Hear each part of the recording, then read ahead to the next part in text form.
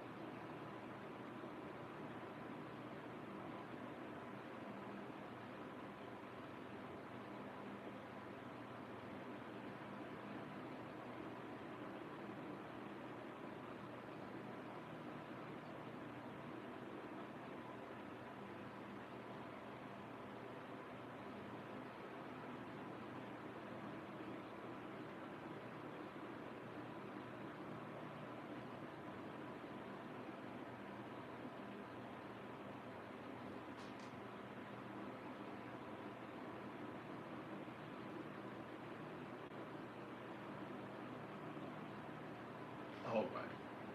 Sorry that shit took forever. That shit's annoying to make it as hard as they possibly can to try and have you put your fucking videos on their platform, but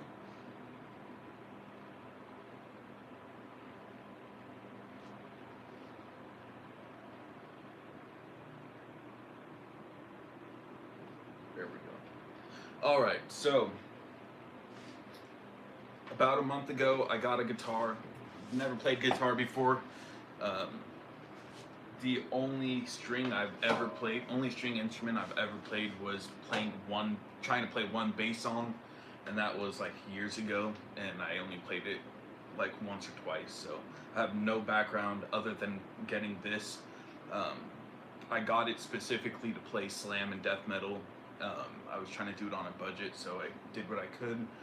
It was about 180 and 150 for the guitar and the amp, and then I got a bag and then picks. I got a bag and then picks, and then of course I got the cables and everything like that. But this amp, it comes with an audio interface, so I'll be able to record without having to buy anything else, and it has a tuner built in, so I didn't need to buy another one. And this guitar itself has humbucker pickups.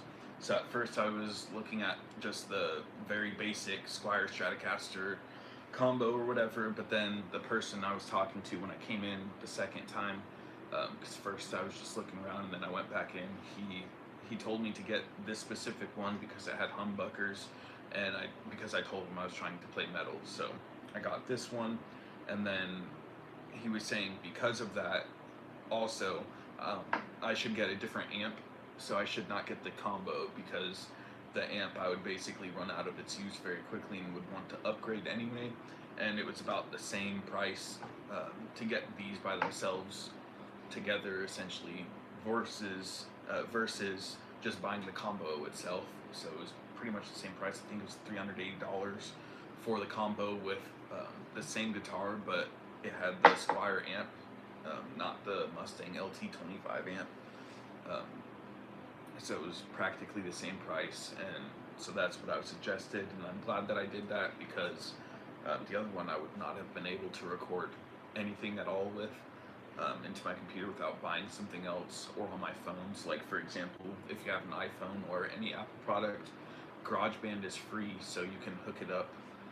There's a USB-A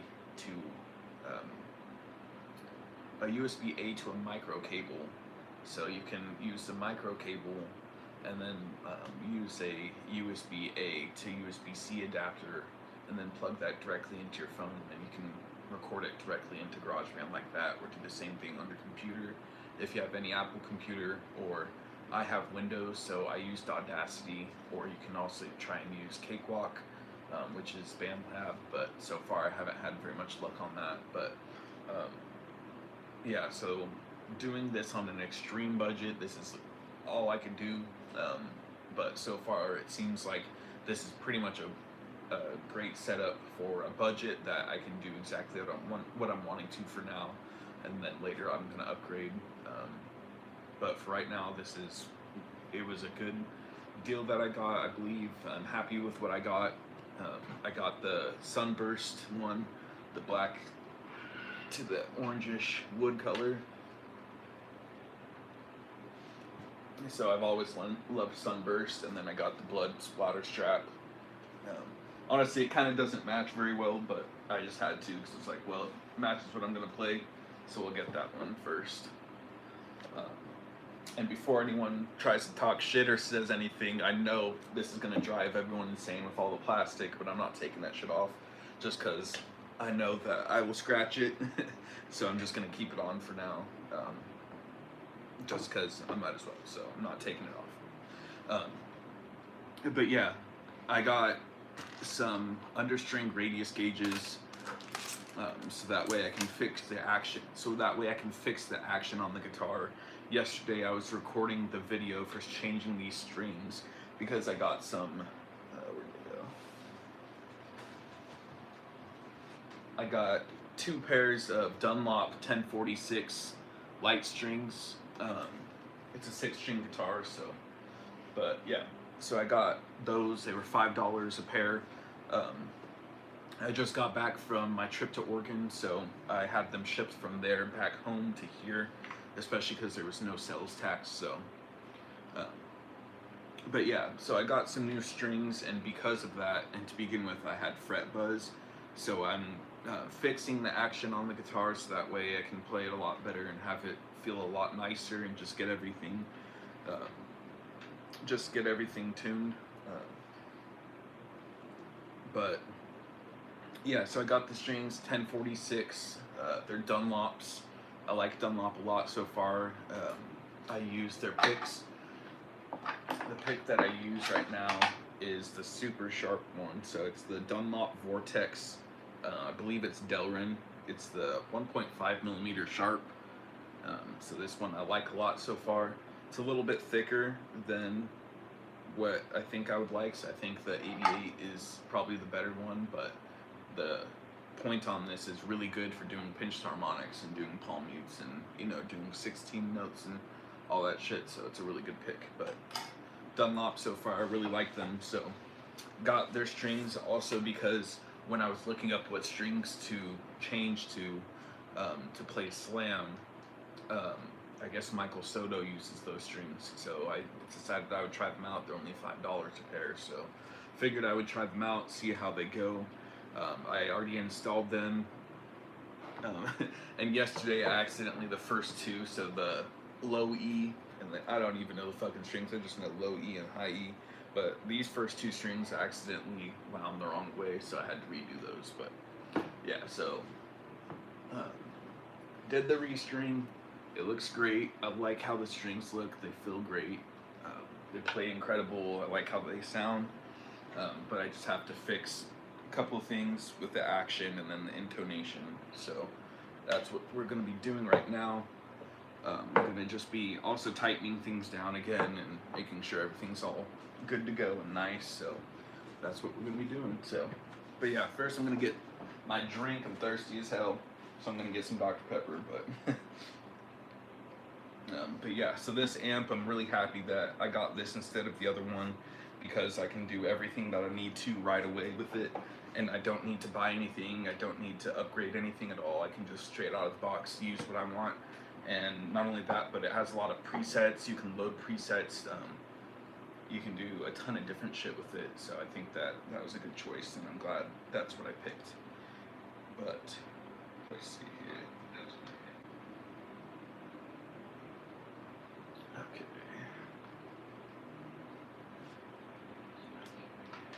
I'm setting up my phone so that way I can read comments whenever if they come in. So.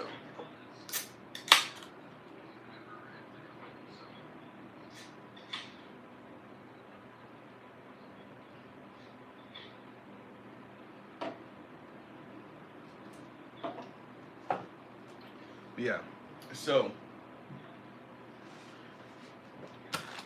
I have a 9.5 inch radius, I guess is what the radius for this neck is. I don't entirely know what that means other than the fact that it's very curved. So because of that, we need to take these understring radius gauges, and there's a ton of different ones, but we just need the 9.5 inch one. So just says 9.5. This is what it looks like. Kind of looks like Mjolnir, like Thor's hammer. But what you do with this is, of course, you go underneath the strings.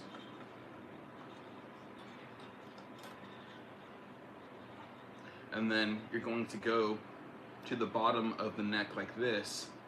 And then you basically need the strings to pull up all at the same time. So you want it sitting at the top of this, and then also you're going to match it at the bridge. So you're going to take this and then put it at the bridge and then match it. Mine's completely messed up right now. So it basically should look like a semicircle, kind of, you know, like a arch. But mine, it goes up and then down a little bit. So it's more pointed at an arch than just a round one. So I need to use this as well. This is the string action ruler. And so I just am going to measure the strings. I'm going to do the high E and the low E first, and then work my way. What you use on the bridge is, I think it's a 4mm, a 4 for the Allen key. So you're going to use that, and you're going to tighten or loosen it, and it's going to basically push the bridge up or down, and that's going to adjust where the strings are sitting at, so that way, and that's what the action is basically where the strings are sitting at on the guitar, and so that way it will play better, it'll feel nicer, and then things like pinched harmonics, for example, will be easier and nicer, you know, the strings will sound cleaner, etc. So that's really something that you want to do. Yeah, so I'm just gonna try to adjust it, gonna see how this works. I've never done it before. Absolutely first time for everything with this guitar, so the string install went completely fine. It's very, very simple to do, at least with this guitar, so I'm hoping that this will be the same way with fixing this. But yeah, so we got this metal string action puller, so I'm just going to see where these strings are. And I believe when I was looking it up online, it was like 1.5 and 1.6 is what I need for a low.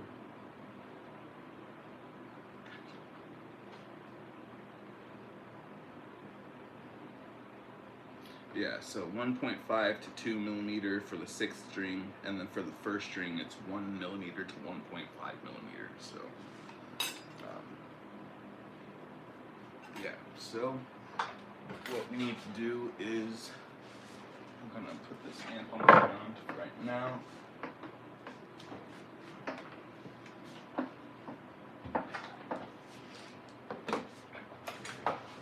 And then I'm gonna take, this came with the guitar itself, so I'm gonna take the small Allen key and then just match.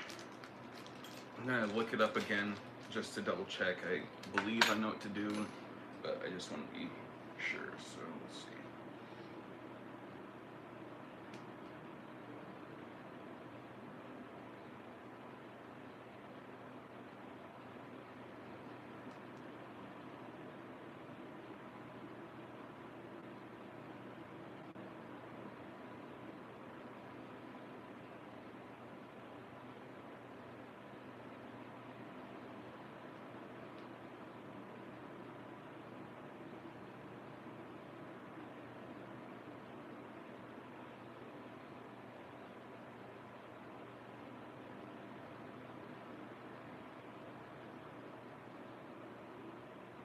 Let's,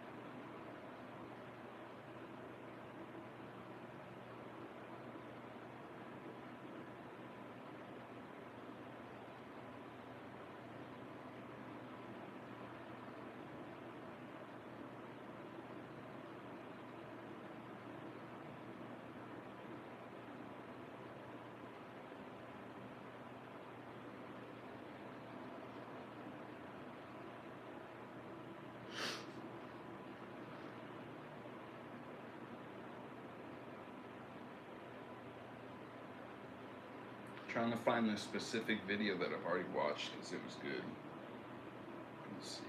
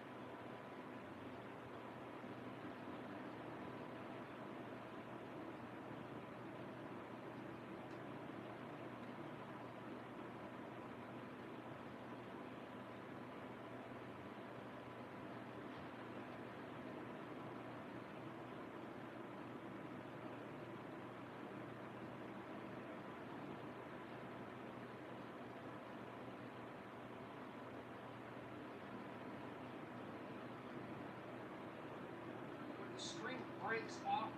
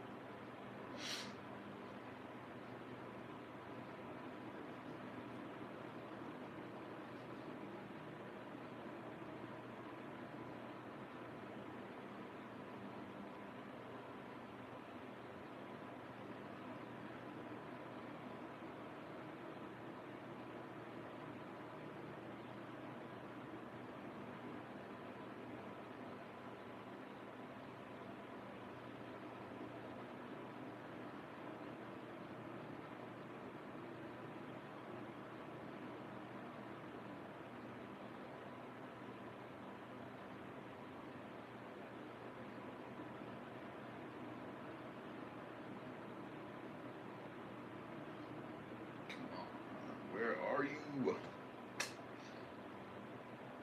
This video was hella good. I'm trying to find this shit again.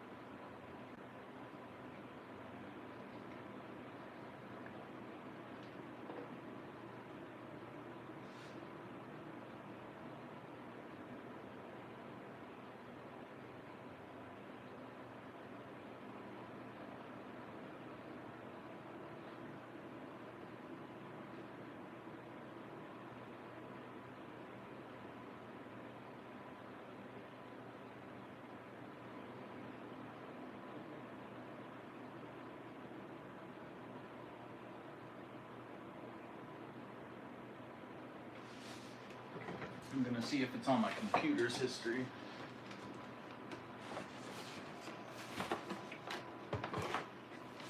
I fucking watched it, but it ain't on none of my shit. Gosh. Fucking dust everywhere. That's what sucks about coming back to Arizona. Ooh. Go from fucking 75 and beautiful outside to 106 and fucking miserable.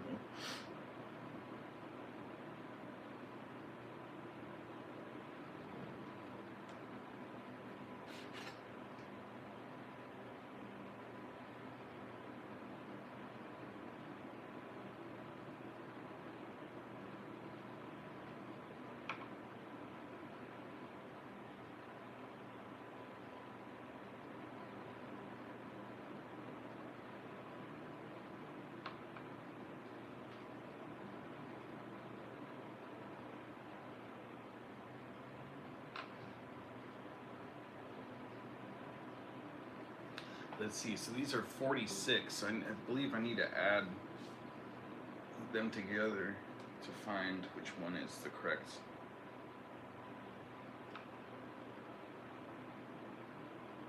Yeah. so this is.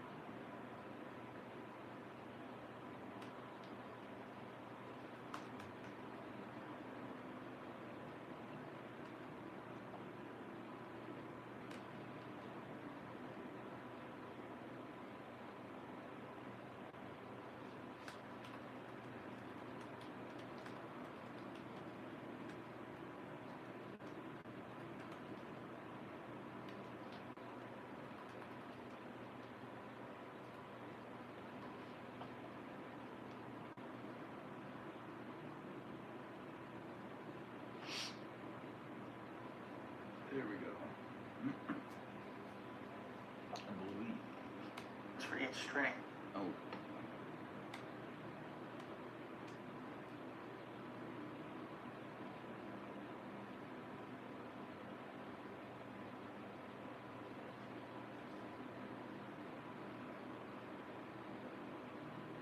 Hi, I'm John Carruthers. I've been working.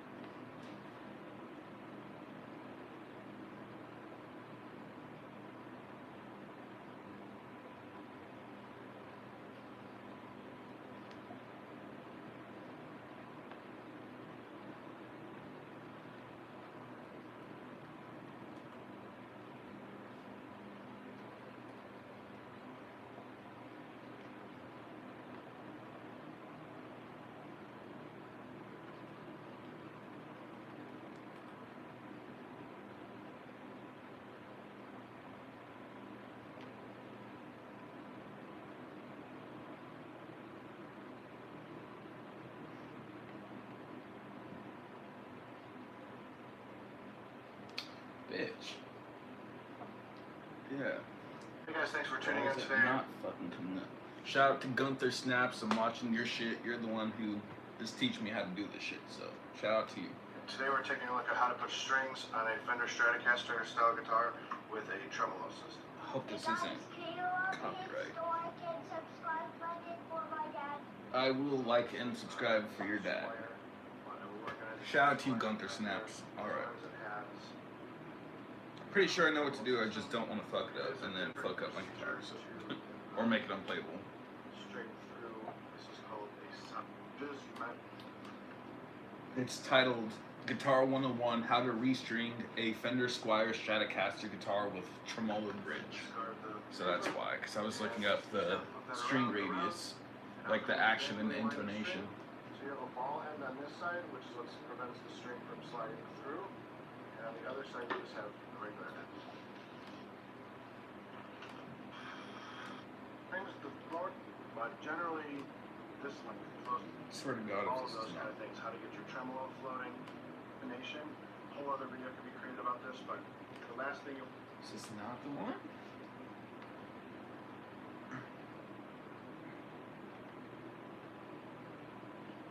I think that might have been the one for just restringing it.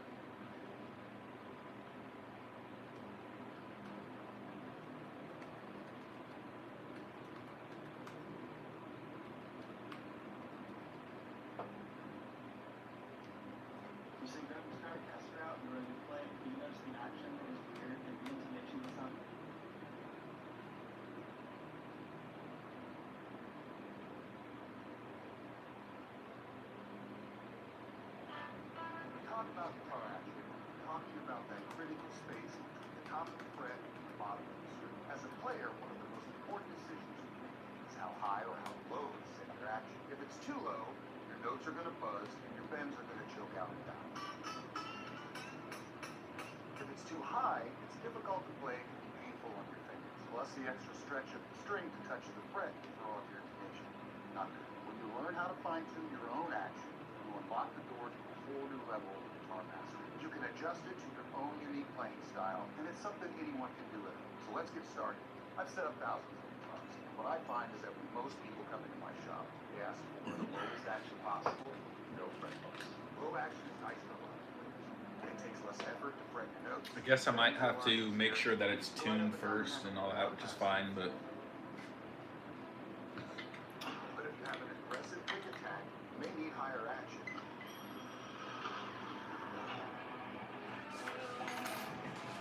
The harder you strike the note, the higher it needs to be off at the top of the fret in order to ring clearly or buzzy. I use a straight edge to check the repeat. But if you don't have a straight edge, you can be checking in the plate. Your guitar nut is where it all begins. Nut and nick. But let's take it out of the equation for now by putting the capo back at the first fret. Holding the strings down at the first fret essentially sets a nut height to 0. And that's going to give us a more accurate reading when we go to measure the height at the other end. So now we're ready to measure our action, which we're going to do back at our 14th fret. I highly recommend a measuring tool like our string action gauge. It makes this job precise and very easy. Or any quality rule that measures down to at least the 32nd or 1 millimeter. Make sure you aren't using a ruler. A ruler has a space the rule measurement starts, and that's where the ruler you want. The edge of the tool needs to be the start of the measurements, like our string action. I'm going to use my fret wrap as the capo essentially to set this, it looks like. You can stack this to get a decent idea of your I don't action. know if it's actually going down enough though. Checking your action.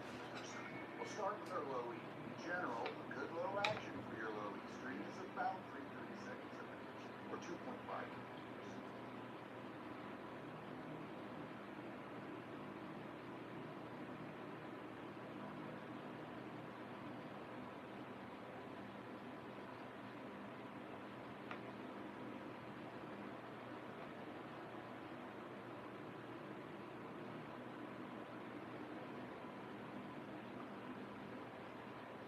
I'm almost exactly at 2.5 millimeter. Now let's look at our Let's see, 3/32.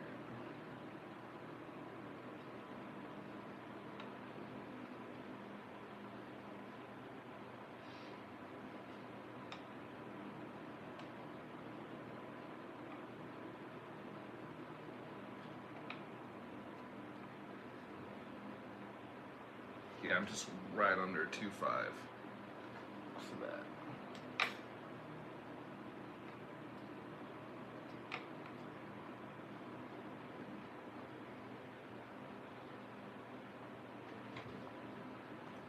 high. Treble strings can be a little bit lower than your E strings. So, a good low action for your high E string is about a 16th of an inch, or 1.5 millimeters. But don't get too obsessed with nailing these numbers. These are just a reference point to start with. Ultimately, we're going to tweak these up or down to suit our tastes. So we measured our 2 outside E strings, but we still need to set the 4 remaining strings in the center. The best way to do that is with an understring radius gauge. In case you didn't know, your fretboard is curved, not flat. Your strings need to follow that radius in order to retain the right height for each string. It's a good idea to match the radius of the strings to the radius of the board. This fingerboard has a 12-inch radius, and that's pretty common. Match the radius of the strings to the radius of the board. This fingerboard has a 12-inch radius, and that's pretty common. But you're going to need to measure because you can have anything from 7 1/4 all the way to 20. So using an understring radius gauge, we can set the bottom of our remaining 4 strings to the arch matching the fretboard based off of the 2 outside the strings on the set. But notice on this Telecaster, it was really easy for me to adjust the saddles with a 1.5 millimeter Allen wrench. But you might be working with a different style bridge, like a Gibson style tunematic or a wraparound bridge. Those adjust on each side with the thumb wheel or a post, and the radius is preset by the height of the saddles across the bridge. Or you might have a treble. Setting up a tremolo involves balancing the tension of the strings with the claw on the back of the guitar. Screwing the claw in increases the tension and pulls the trem back. Letting the claw out reduces the tension and allows it to move forward. Bitch. Strings. Make small adjustments to the claw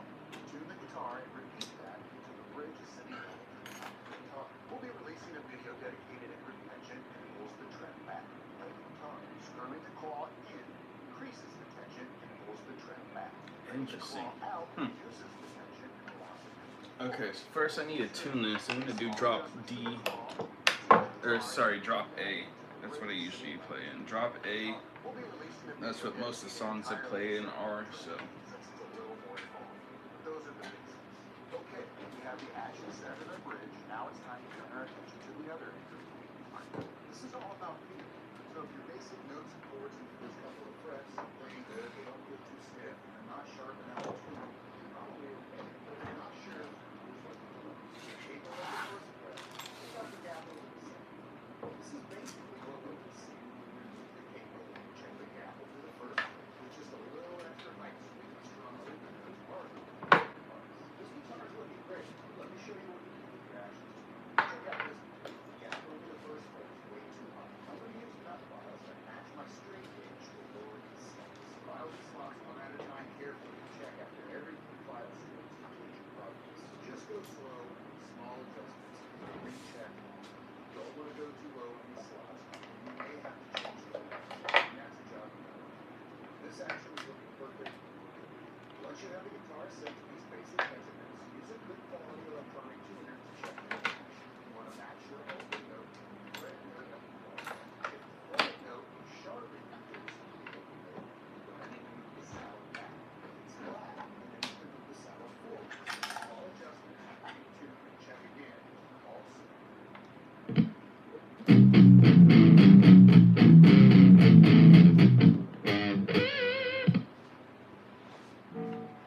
Alright, so this is a preset that I made off of the Thrash Overkill preset. I have no fucking clue what I did to it again, but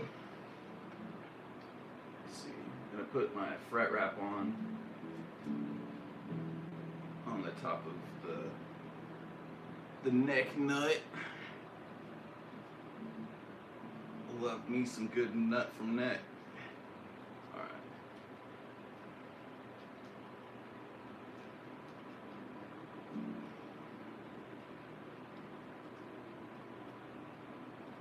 And then it's going to be A, E, A, D, A, E, A, D, F flat, B.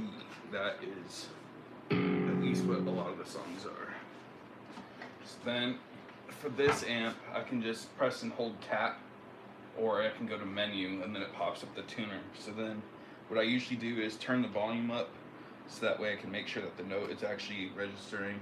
Also, this fucking string always pops down. That shit drives me nuts. I don't know if it's just too close to the edge or some shit like that. I have no fucking idea, but that shit drives me nuts. But yeah, so I turn the volume up so that way it actually can register the full note, because I notice if it's at a lower volume, then it's just not really registering, and so it's not actually going to hold the tune.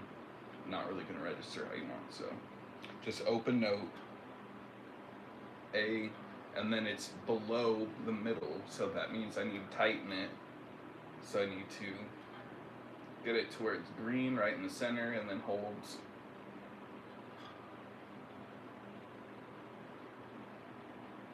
And then E, go down a little bit. So if it's scanning, like red keeps going to red and green and going everywhere, so let's go to the third one, A, E, A. You can see it's not, I don't know if it's actually showing up, but it's not in the middle, and it's going back and forth trying to search because it's not the actual note. Same with D right there. So what I need to do is just play the note open, and then I'm going to tighten it. And that's usually what you want to do, is that you want to, like if it's out of tune, you want to loosen it and then tighten it up into tune. So this is D, and it's below, and then this is F sharp, and it's below. So I just tighten it until when I play the note, not only can you hear it because it just sounds way cleaner, like the sustain on it, it sounds like it should be played, but you'll see that on the tuner it just stays still. It's not bouncing around, it's not searching. And then B is the last one. but I almost never use the 6th string, so pretty much only the first 3 strings, maybe the 4th. But now this is in tune, so, and this is drop A.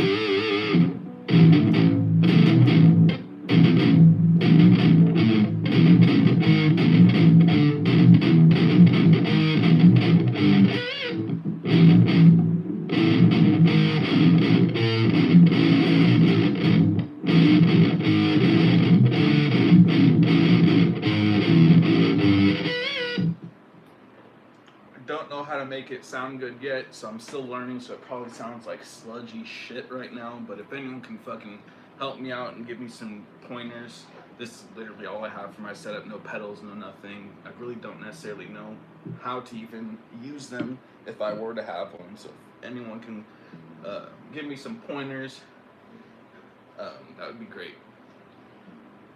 But yeah, so different songs that I'm learning, of course, Peeling Flesh, and then Big Ass Truck. That song's fucking fun, this one.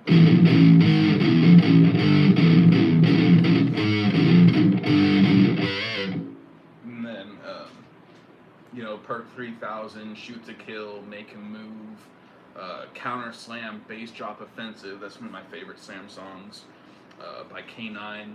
Extermination, Dismemberment, of course. What is it? Skinless. I fucking love Skinless. There's a lot of different ones. Guttural Slug. Yeah, so I'm just starting out with those. Don't know any fucking theory whatsoever. Nothing like that. Literally have no background. Just starting out. I think it's been like a month and a half, if that or so, that I've had a guitar. So figuring everything out, and also my fingers are fucked up. I have arthritis, so my fingers are all fucked up, so it's hard.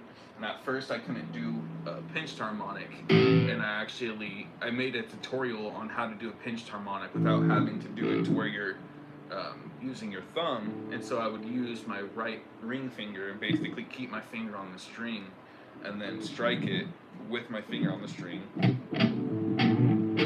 I mean, it wouldn't work nearly as good, but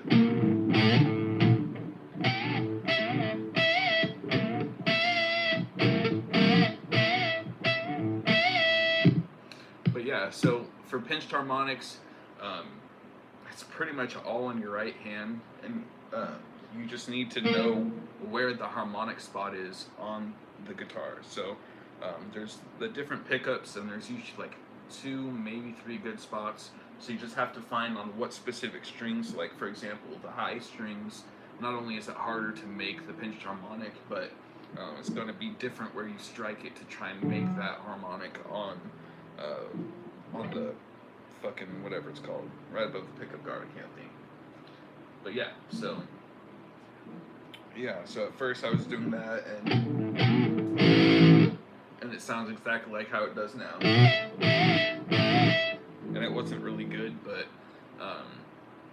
eventually figuring out how to do that to even make it do a pinched harmonic helped me to understand how to actually do it without having to use my ring finger. And so then I just, you know, I guess I just got it and it clicked for me, so now I just do it in the normal way, and it just makes that higher screech sound because it's basically the string is super tight against your finger, and that's making that frequency because it's, you know, it doesn't have as much room to bounce around it, so it's making a tighter sound essentially.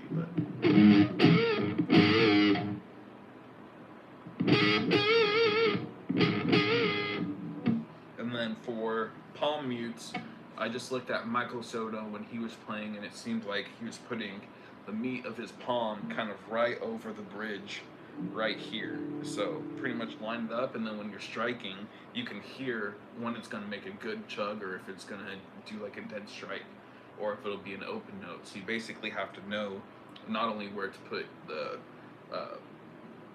the meat of your palm, you know, onto it, but then you also need to know where to strike, because it's not going to actually make that chug sound. It'll either do a dead note or it'll be an open note depending on where you strike it as well. So See,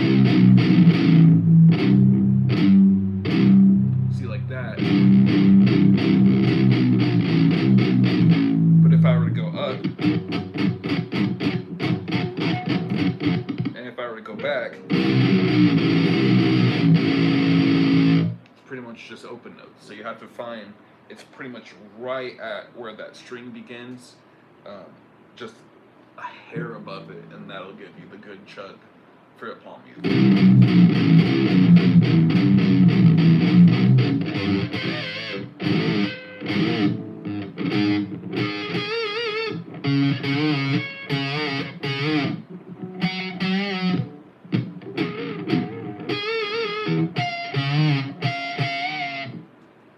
Yeah, so far I'm loving guitar. It's been fun as hell. Learned a lot of fucking songs, or just, you know, not playing them, but just learning different songs to be able to play on guitar has been fun. So, but yeah, just I want to adjust the action on it so that way everything just plays a little smoother, and then for doing pinched harmonics, it's just a little bit easier. So, and so that way your guitar sounds better, because if everything is in tune and everything's tightened and everything, then everything's dialed in, then it will sound better. Because, like, I used to ride BMX, so if even one bolt on the bike or anything isn't tightened down, or if there's anything loose, then it'll rattle and it'll sound like shit. So it's the exact same thing with the guitar. You know, you just want to make sure everything's tightened down, everything's dialed in, so that way it makes just a really good solid sound. So yeah.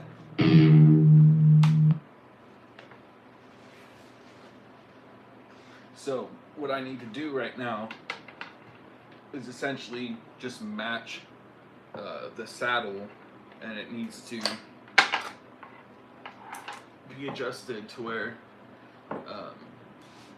it matches the curve of this 9.5-inch radius. So I just need to use this Allen key. I believe it's a 4.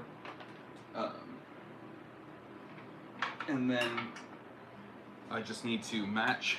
I'm going to start out like this and get like the basic idea of the curve, and then I'm going to go right here and then do the same thing, and you're supposed to pull up, and then basically all the strings are supposed to be pulling up at the same time.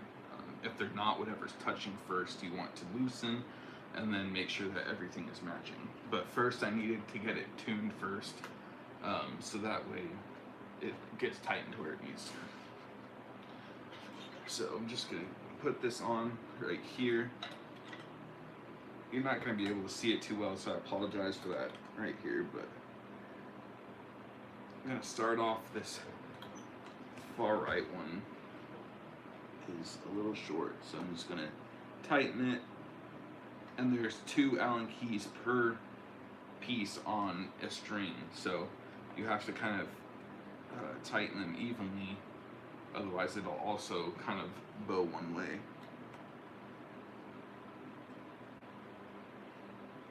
So you want to start with the high E and the low E string is what it looks like.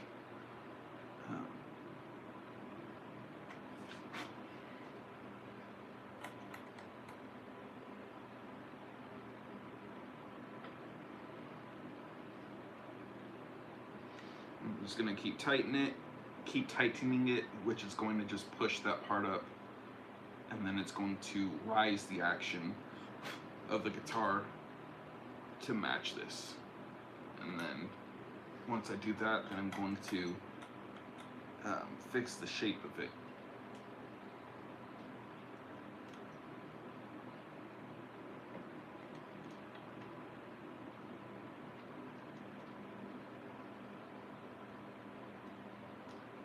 So the 2 middle strings, they should be the tallest and matching, and then the 2 strings outside of that should be a little shorter and matching, and then the high and low E's will be matching, and then should be the shortest.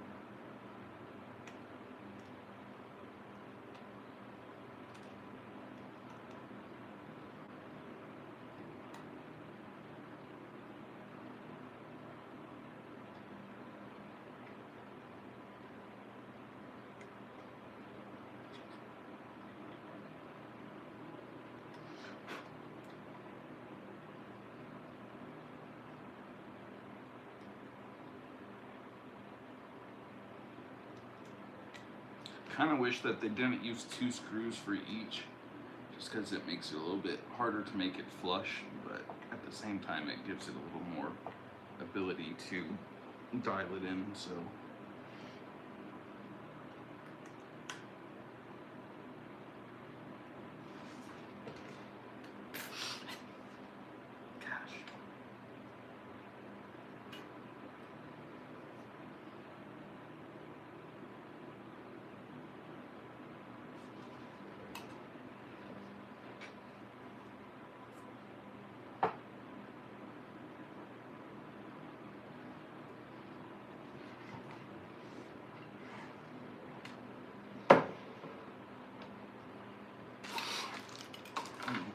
I guess it needs to be. I'm gonna do this again to act like a capo. And then check right here. It's saying it needs to be. Oh, I guess these are a 1.5 millimeter, not a 4, so 3/64.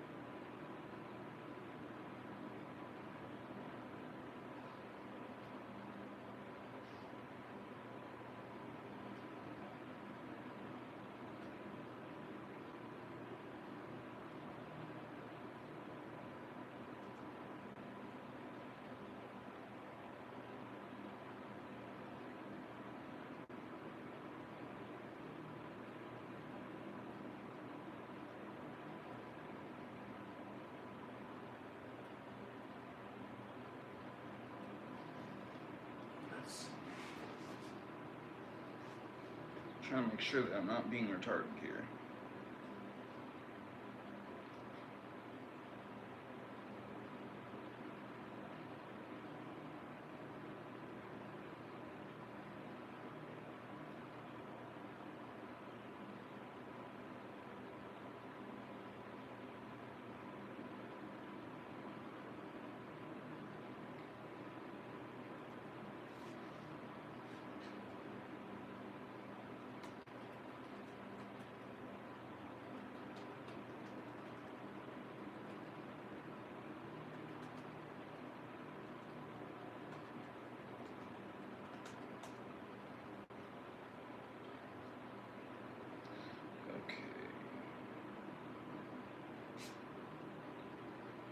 Saying I need to do 2.5 millimeter. I'm doing it that way just because it's being annoying as hell and not really showing the best way to use it for the inches. So 2.25 roughly, either 2 millimeter to 2.5 millimeter, so that way I don't get fret buzz. So what I need to do is, right now, it looks like it's at 1 millimeter, so I need to push this up until it gets to 2.5-ish.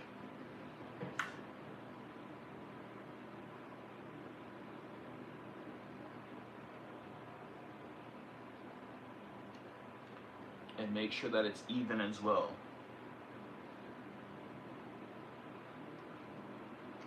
So once I've set that and do the other side, then I'll be able to know what the low parameters are, and then with this tool, then I can fill in the gap so that way these all match the underside of this radius. So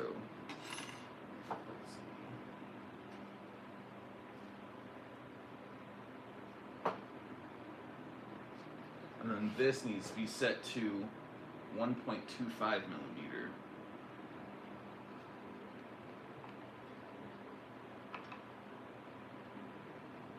And it's saying above the 12th fret, so.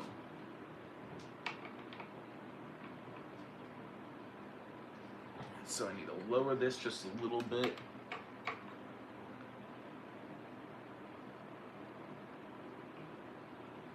Looks like it's at about 1.5, so I just want to lower it just a tiny bit.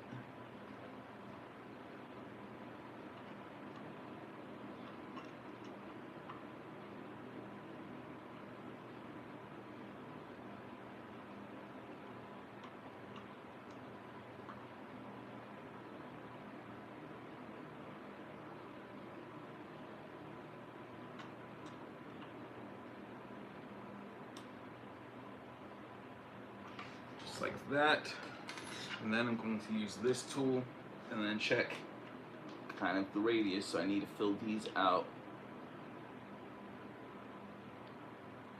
So I need to raise the middle ones.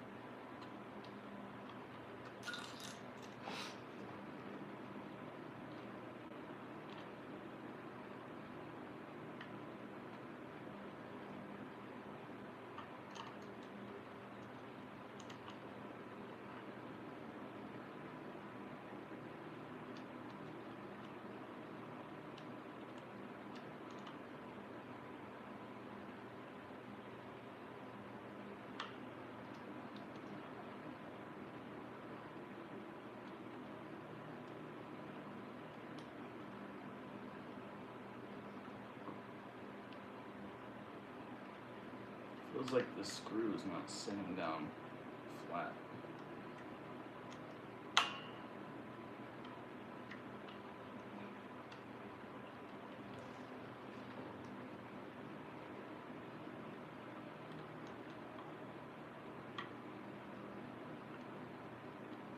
There we go.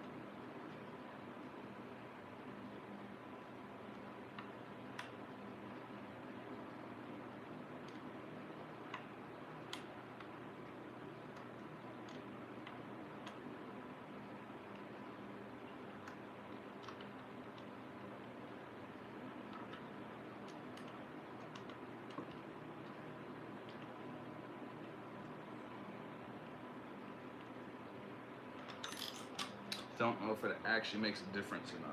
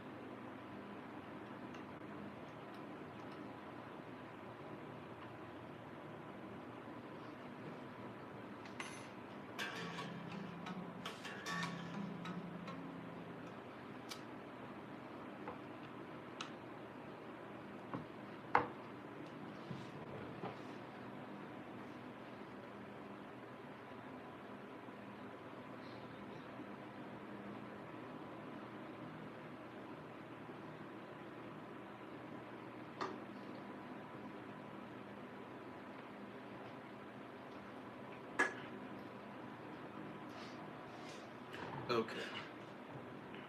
Now we need to check this.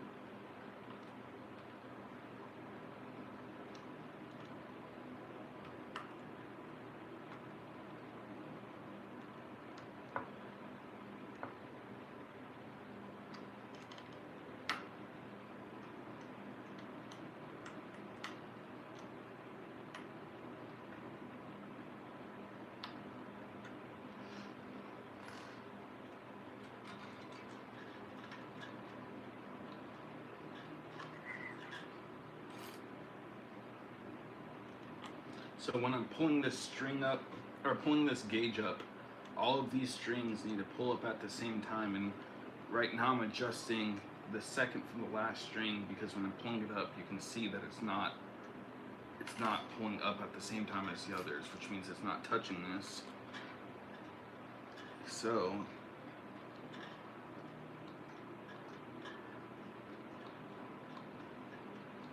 almost there. So I'm just loosening this because the other ones seem like they might be in the right spot, but this one isn't. So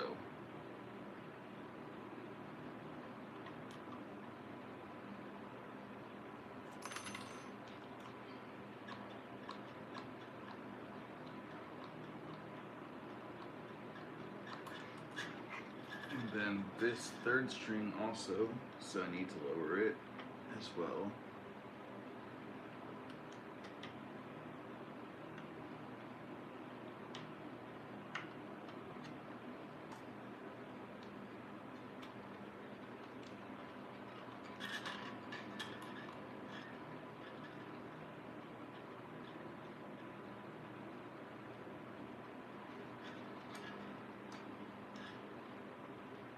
So I just gotta lower these middle two, it looks like, and then I might be done, I believe.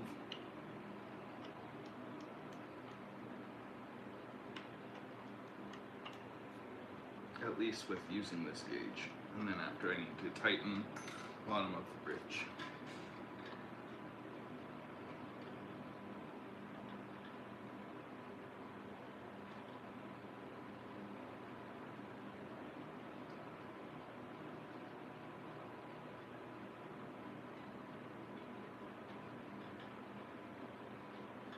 Just a little bit more.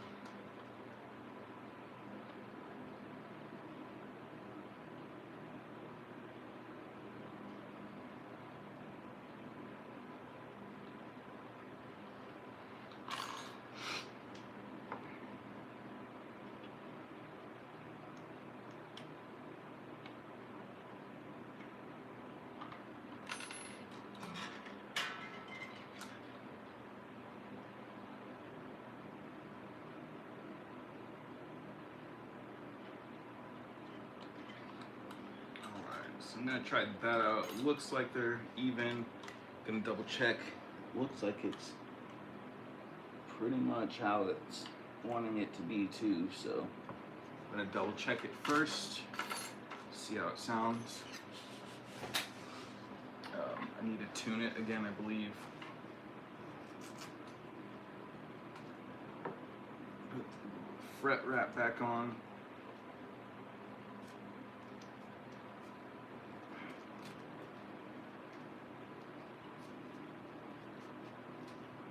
And this fret wrap is an Ernie Ball one. They're both made by Groove Gear, so I don't think it necessarily matters, but this was $12, so I just like the Ernie Ball logo.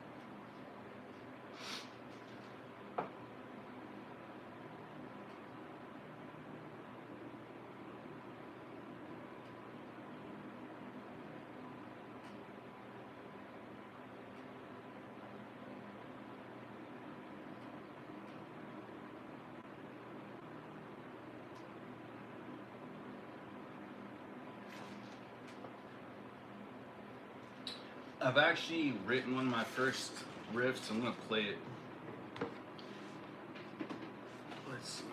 first I need to plug all the shit in again and then tune it.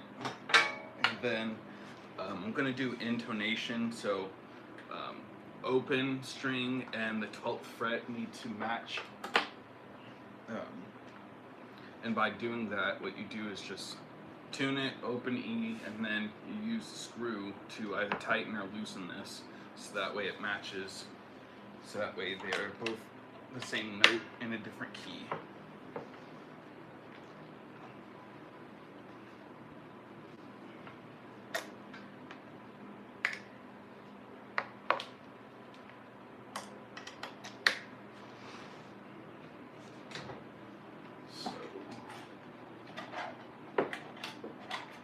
And if you're playing any type of metal, either do the Dunlop sharp, the Dunlop Vortex sharps. This is a 1.5 millimeter, or use the Jazz 3, either the short or the XL. I prefer the XL one, but those ones are both are nice and sharp, so that way you get good pinched harmonics and palm mutes and quarter or 16th notes and all that.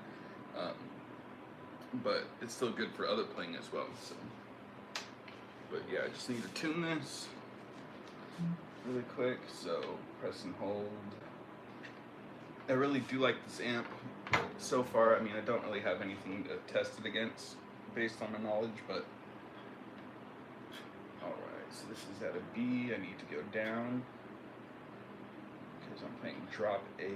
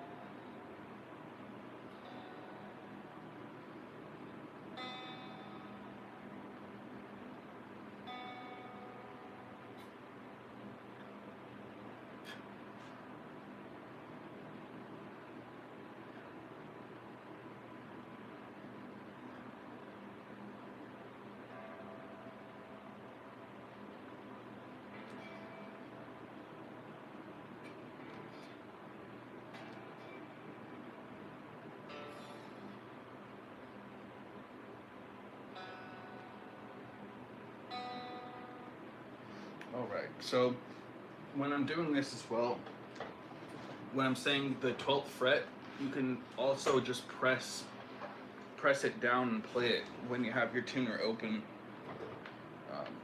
so that way you can check it there. So that's what I'm going to do. And you know it's the 12th fret because it has the 2 dots, at least on the Stratocaster I have. So I'll tell if it matches because it'll be the same note. It'll be in a different key, but it's the same note. So this is an F sharp. This is not close. C sharp, or flat, sorry. F flat, C flat, F flat, B, B sharp, A sharp. So what I need to do is take my screwdriver and I need to match them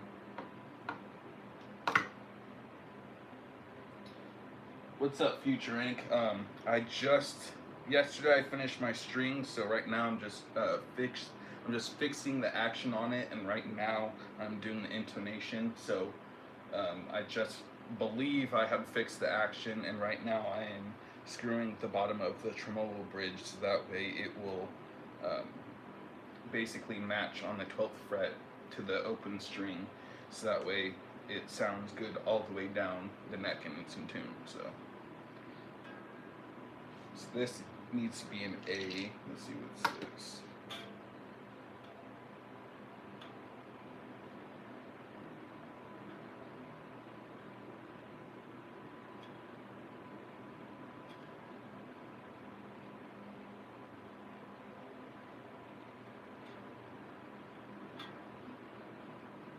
So right now it's showing a B sharp. So that means I need to tighten this.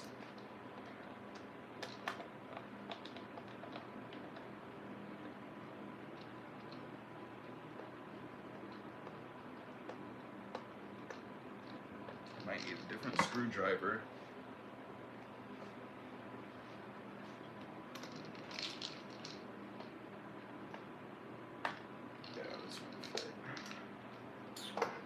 Well, I need to get a different screwdriver. Give me 1 second. But yeah, I just started playing guitar about a month ago, so this is my first guitar ever, first amp, brand new experience, and I'm super stoked so far. It's been a lot more fun than I expected.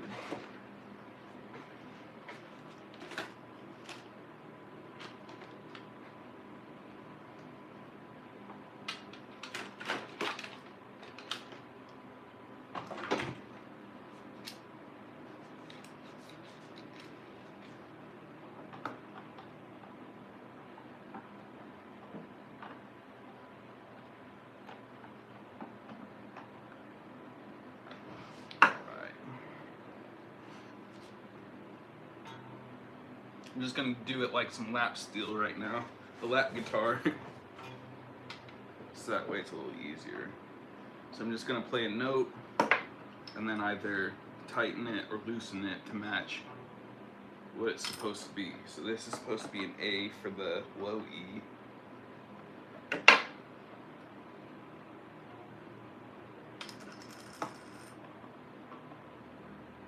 And this is so that way your guitar is tuned all the way down the neck through all of it. At least that's what I'm seeing is the case.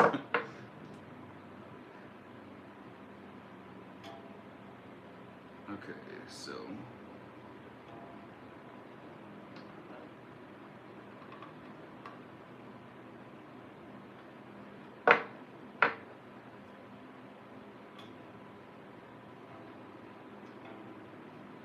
I might need to tighten it, actually. Let's see. Maybe I tighten it up to an A instead of loosen it. And that's part of the issue with some of this is that coming from a drumming background, it's annoying to know, like, oh, am I on the right A or not? For example, like right now.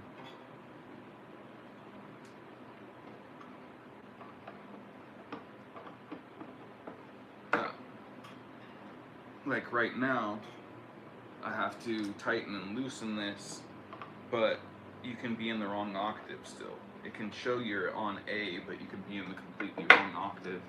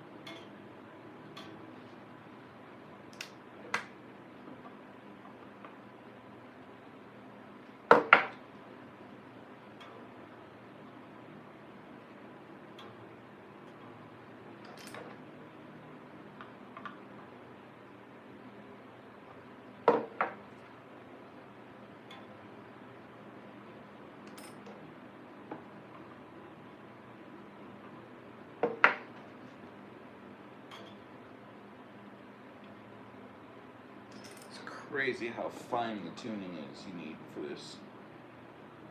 It's like, dude, I'm doing like 30-second turns on here, and it's going to both sides of the note.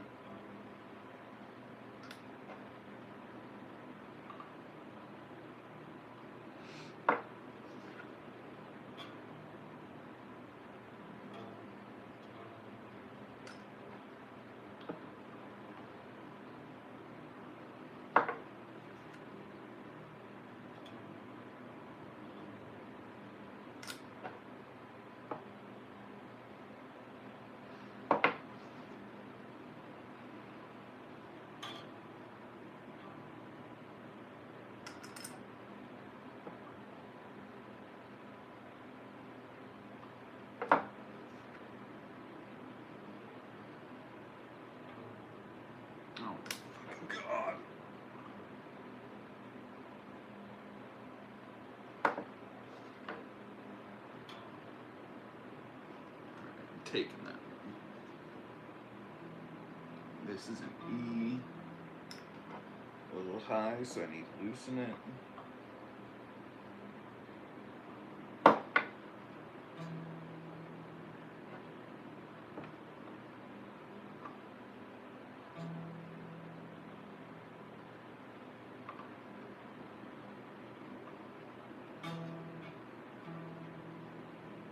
On the money, A, E, A, D, F flat, I believe, or F sharp, whatever the pound symbol one is.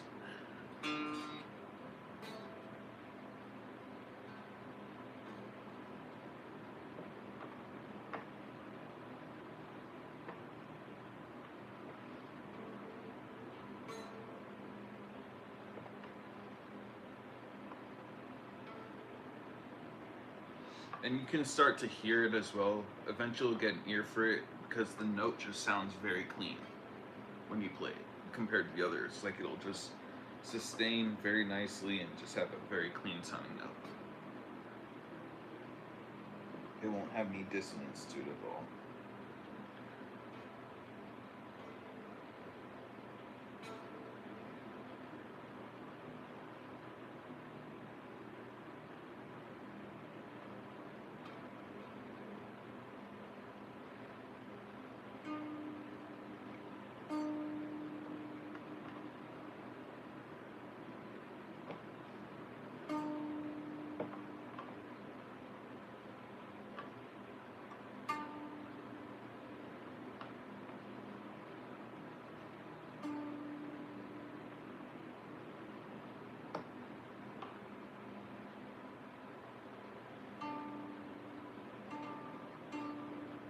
See, just the difference between that little, like, 64th of a turn, you can just, I mean, I can at least, you can hear how much cleaner it sounds.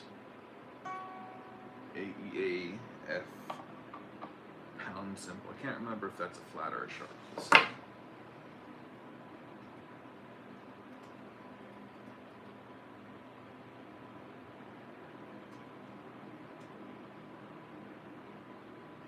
It's a sharp, so F sharp, sorry. The pound symbol looks more like a flat than a sharp to me. Okay. D, F sharp, and it's under, so just a little higher. So you can hear it's just already so much cleaner.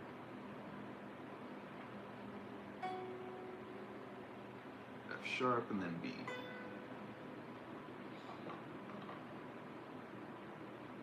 But yeah, if anyone can help me out figuring out how to get some good presets and a good tone, I'm brand new to it, so I don't really know anything about it at all. Pretty much what I've seen is just get a Boss MT2 and a Boss GE7, and then it's pretty much what you want, or a rat pedal, but I just don't really know how it actually works or anything like that, or how to get good tone with what I have on this amp itself, because I'm only going to play slam and deathcore and death metal. So, but yeah, Okay, so when I press the 12th,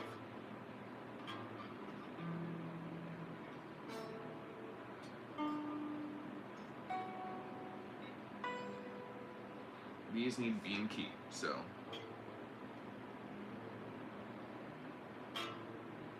that is high. And the reason why it might have done this is because I turned up the volume on the guitar, so at first it was lower and I didn't realize.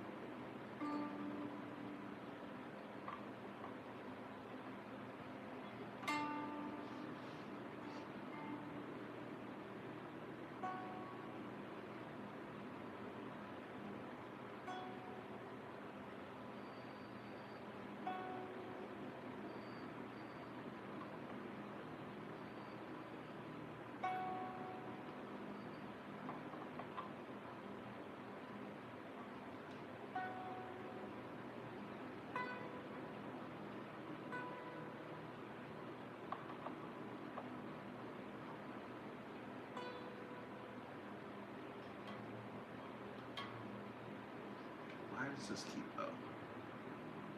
It helps if I have it on the right fucking note.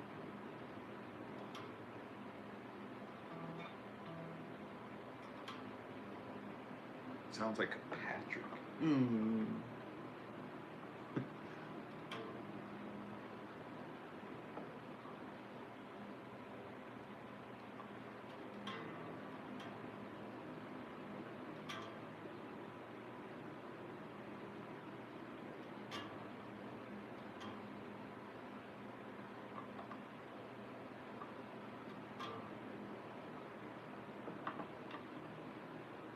This low E is always fucking with me. I don't know if it's just because, I guess the length of the guitar can help keep it in tune for certain, like I'm playing drop A usually, so I guess this is a 24 fret, I think, or 22 fret, so I guess it's a little short or something, I have no fucking clue. Okay, so now that that is intonated, at least what I believe is what intonated is. Gonna just clean my guitar up a little bit. I'm gonna tighten everything down just a second time. So you need a 10 for the lock nuts on the neck, and then you need a 12 for the 1/2 inch jack, at least on the Squier Strat. I've already tightened this. But this is one of the more important things. If you're getting a lot of feedback, then make sure that that is tightened and that your auxes, like the jacks, are tightened completely. Because if they aren't, then it absolutely will add some more twang to your fucking guitar. So you don't want that. It just adds more frequency and the bad kind. So now take 10, and this is just using the typical wrench, and then I'm just going to tighten these a little bit. You don't want to over tighten them. You just want to make sure that they're snug, so that way it keeps everything dialed in. Especially because if you over tighten it, then it can crack the wood.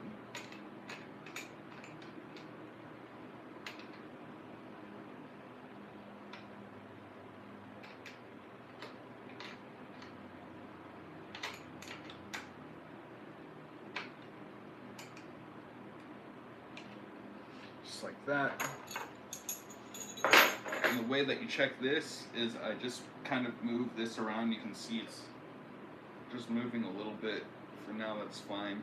I really don't know how it does that.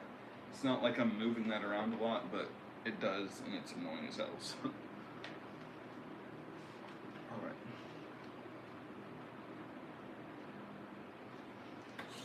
So, let's see. I restrung these yesterday, so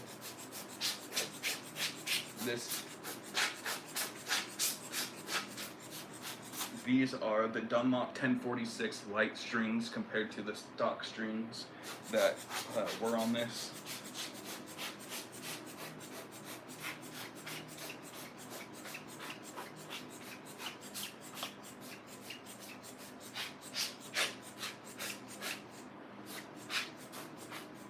Just making sure everything's dusted off.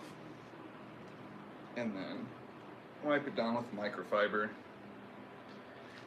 Just get fingerprints off. It'll happen again, but I just want to make sure that it's nice. I like this guitar a lot, so I just want to take care of it. Also, it looks like it's actually flipped the camera, which is weird as hell. It's trippy.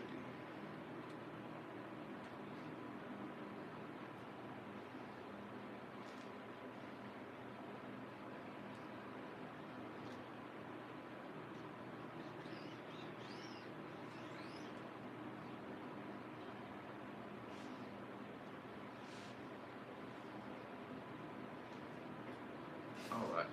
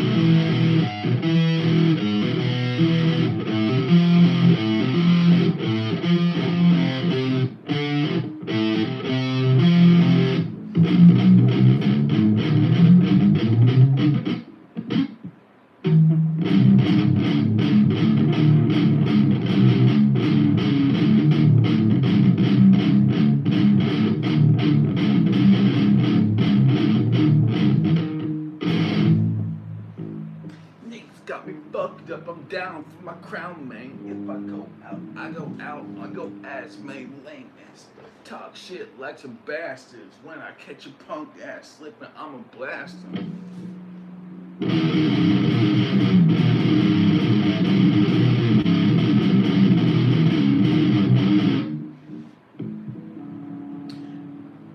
It's pretty much the extent that I know.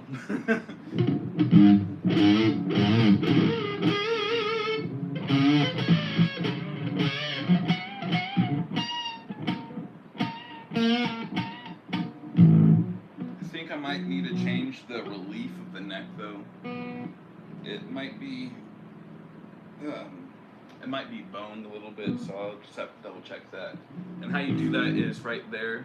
There is a bolt that goes through the neck, and so that adjusts the angle on if it's tighter or not. Which also reminds me of how you can do either pinched harmonics or bends without, like, doing an open note or a zero, because usually you would be able to, or when you would do that, it's like, okay, you go to play an open, but then when you try and do a pinched harmonic, then it's going to play the first fret. But what you do is you play the open note for 0, and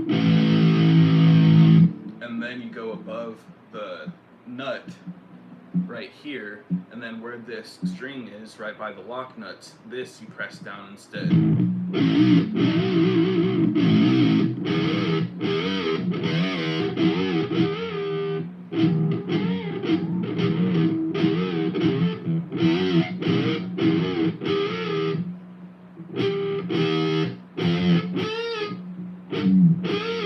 So it just adds basically 4 more pinched harmonics you can do, because those, or 6 more pinched harmonics that you can do, because typically you would not be able to do a 0 note pinched harmonic.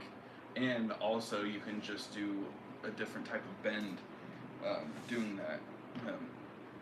Same with doing a pitch bend, because a lot of the time I don't have the whammy bar on. I never use it. I'm not going to, I don't think. And if I do, I can just screw it on. But if you want to, this is another way that you can do a pitch bend, but this is a way you can pitch up. So you can do an upward pitch bend, which most of the time you can only do a downward pitch bend. So what you do is, when you're going to play a note, you can play any note, you know, just do an open note. And then after that, you're going to take your hand and put it at the top. So this is a flame top. So you're going to put your hand on the top right here, and then at the neck, and then you're going to pull one way and then pull the other way. So you're going to pull both ways, and then that's going to either add more tension or add less tension. So if you pull this way, it adds more tension, but then if you push that way, if you push against it, then it will add less tension, and then it will have a lower note. So if you push in, lower note. If you pull out, then it's a higher note. So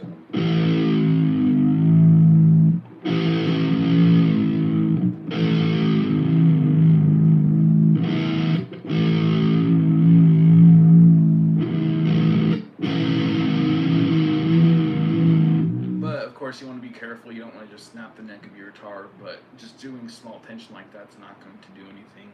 The guitar strings itself have way more tension than you doing that, but that's a cool way to be able to do not only an upward pitch bend, which you usually can't do on a guitar or anything like that, or with a whammy bar, but then you can also do 0 note pinched harmonics or shit like that. So pretty cool technique. I can't remember where I got. It's not my technique, of course. It's I think it's from Slayer. I can't remember where, but basically, sorry, Black Sabbath. Black Sabbath. So when they're doing Iron Man or War Pig, at the beginning they go, it's the second note, and it's, I don't think I'm in the right tuning, but they go.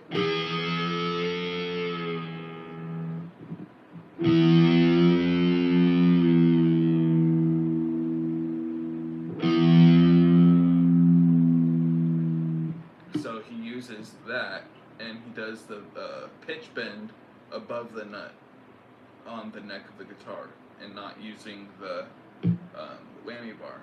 So I thought that was a cool technique.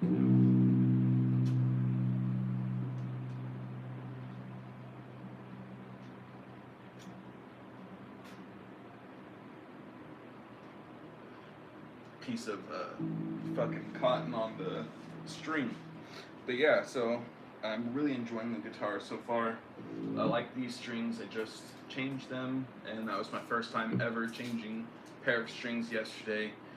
I did this live stream because I knew it would take a while to actually get the rest of this video uploaded. And by that I mean like the whole string change with the action shift and the intonation. So I just figured I would live stream it that way. You guys would be able to see it right away and get some more content, especially because I'm completely out of storage right now, so I have to get some more.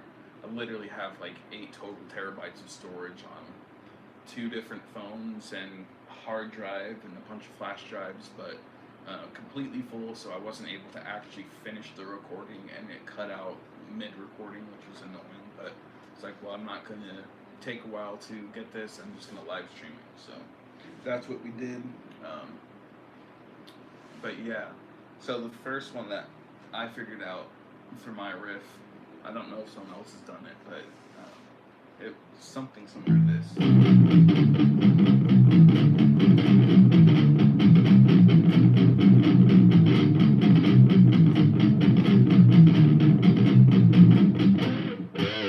And then doing a pinched harmonic at the end or something like that. So doing like a slam chug. It didn't chug too hard there. Let's see.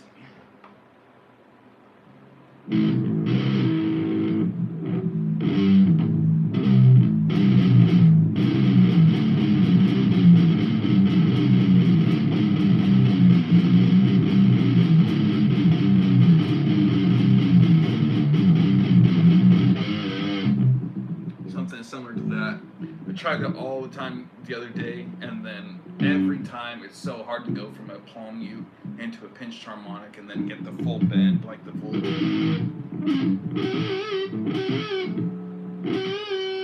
to get that full bend, like down and up.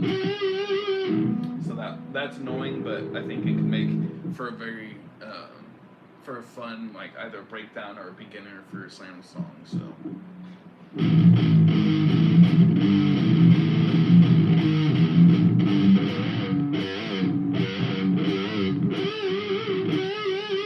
See, and that's, you can tell where the different pinched harmonic spots are, because when you see them, it's hard for me to go from a palm mute into a pinched harmonic, because when you're palm muting, at least for me, it's down here, but the pinched harmonic spot is higher up, so I keep having to shift. But it's around the pickup. It's usually below it, on it, or right. Below it, on it, or right above it, and that's usually a good harmonic speed.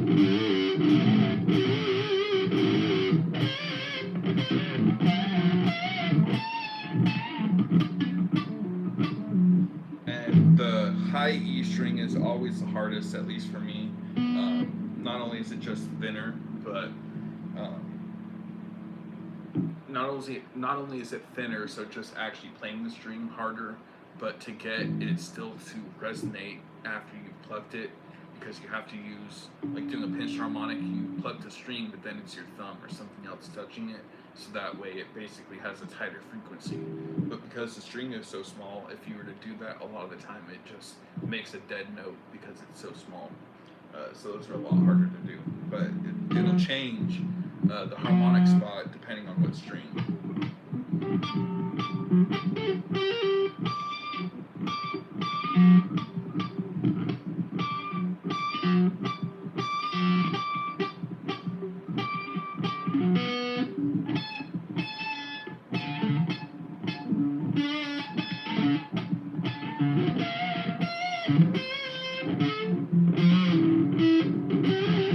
So it's a lot easier to do the high strings, the low string, than it is to do the high strings. That's what I've always practiced on. And also, again, where you do it completely changes how the pinched harmonic's going to come out, how much of a squeal it'll make, if it squeals at all, things like that. So you just have to play around and find where it gets that clean strike.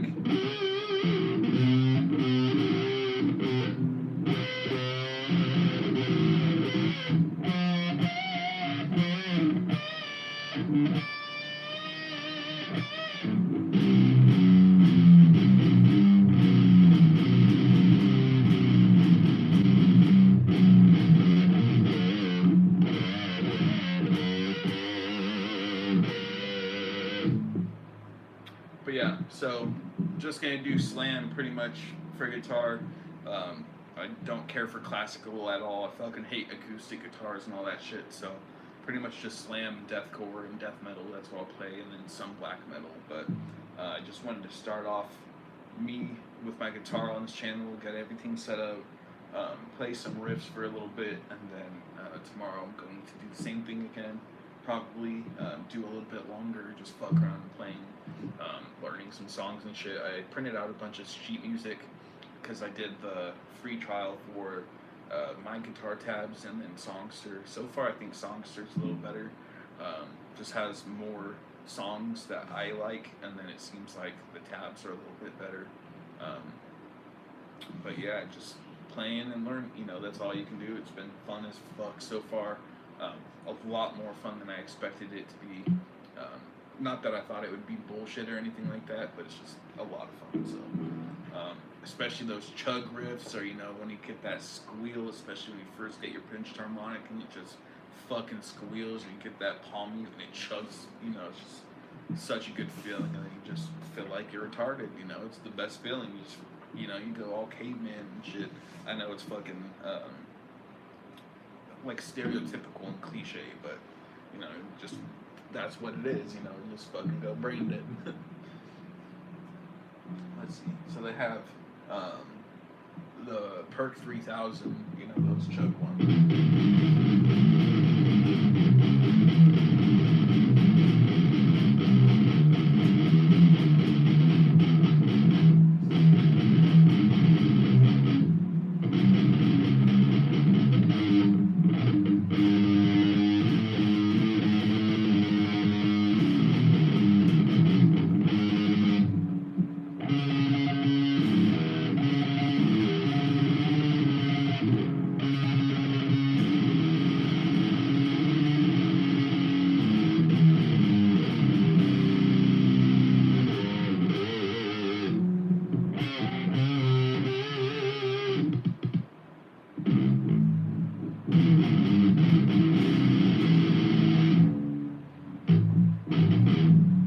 Trying to think what how Make a Move goes.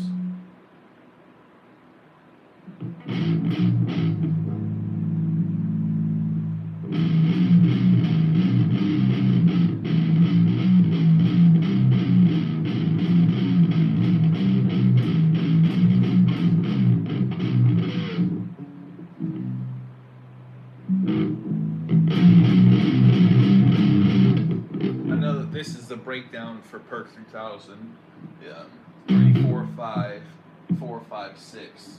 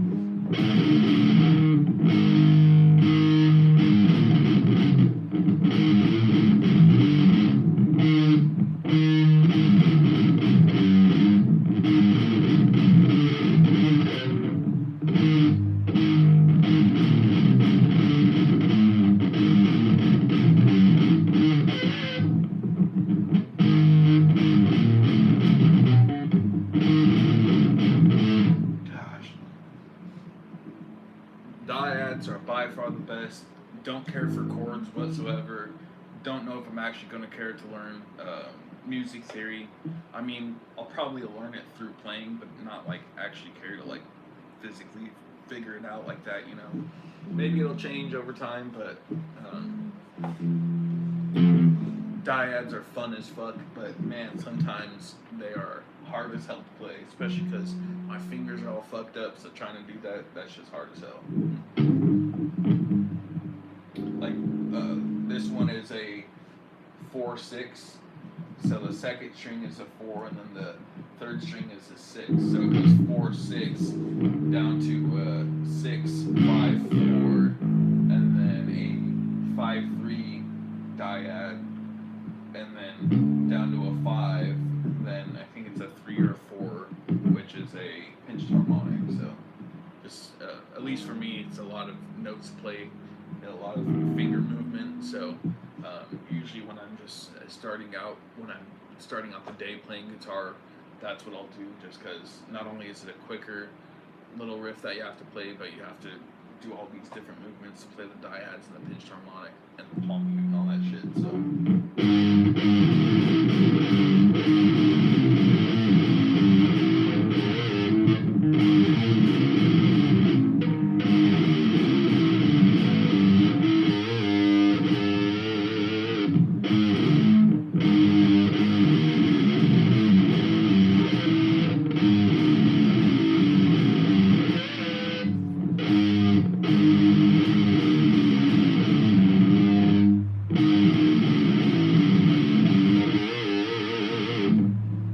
Something like that, you know.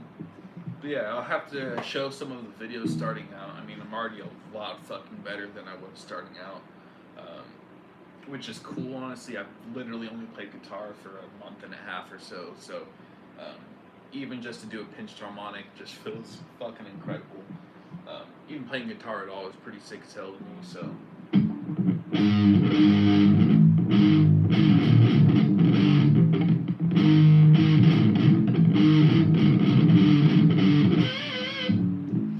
If you guys have any settings that you guys can help me out with, or if I can collab with someone like JoJo, for example, if you're hearing this, JoJo, let me fucking collab with you. Let's figure this out. I need some fucking help with this shit. So if you can help me out to play some slam on the setup that I have, very much appreciate it. So if anyone can help me out with any settings, I have just the Squier Strat Sonic with the humbucker, and then the Mustang LT25. So that's literally it.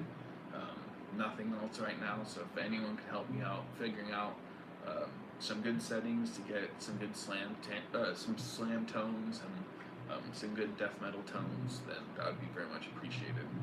You can load up different presets on the computer with the Fender LT app or whatever. The only issue that I have so far with it is that it seems like you can only do one pedal of each kind.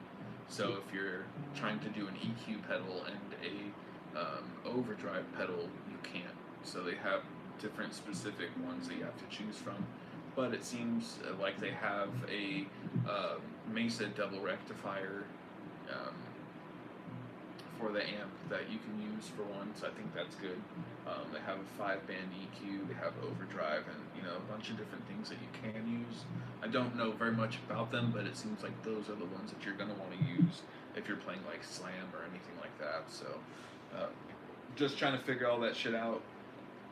Even the tones so far from this amp, I wasn't necessarily expecting. I didn't know what I was going to expect, so maybe that's part of it, but yeah, I like it so far. It sounds good. There's a bunch of different presets. It comes out with 30 to begin with. Frankly, like 27 of them or so are just not ones that I care for, but that's fine. Let's see. Gotta charge my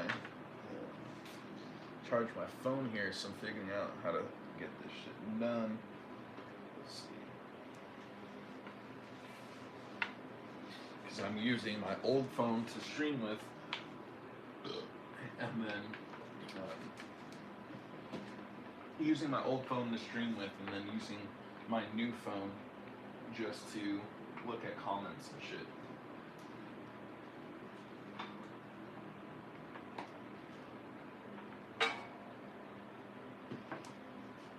Yeah, there we go.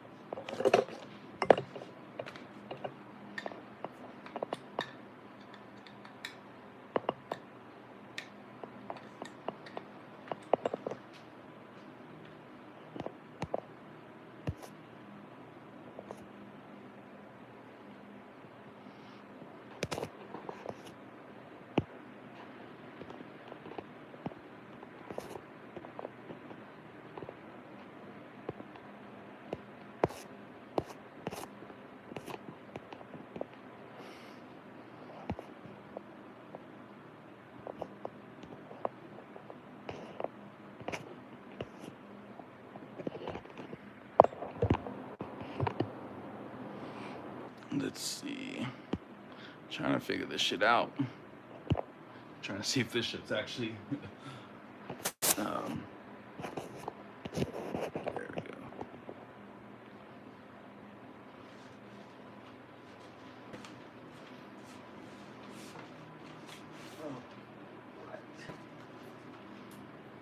Yeah, if you guys have any songs that you guys want me to try and learn to play, I can't promise that I will be able to play them or that I'll even be able to get to play them, you know, but songs like bands like Entombed, Skinless, Peeling Flesh, Extermination, Dismemberment, Infectious Joking, Peeling Flesh, Canine, Stillbirth, what else? Guttural Slug, trying to think of slam bands, 200 Stab Wounds, Last 10 Seconds of Life, what else? I know I'm missing some.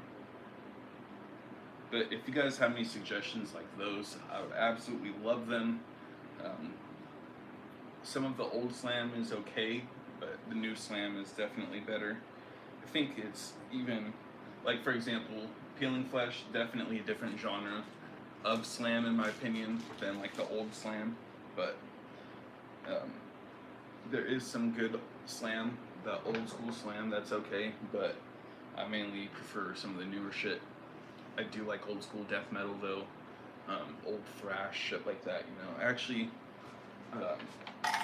I've been meaning to make a video, so now's a good time to just show you guys.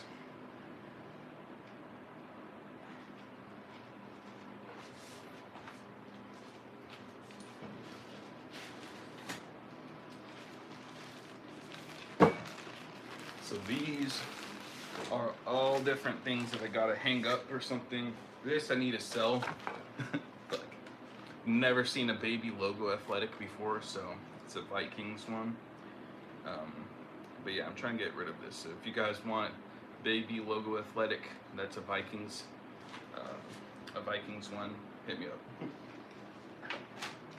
Got that at the thrift.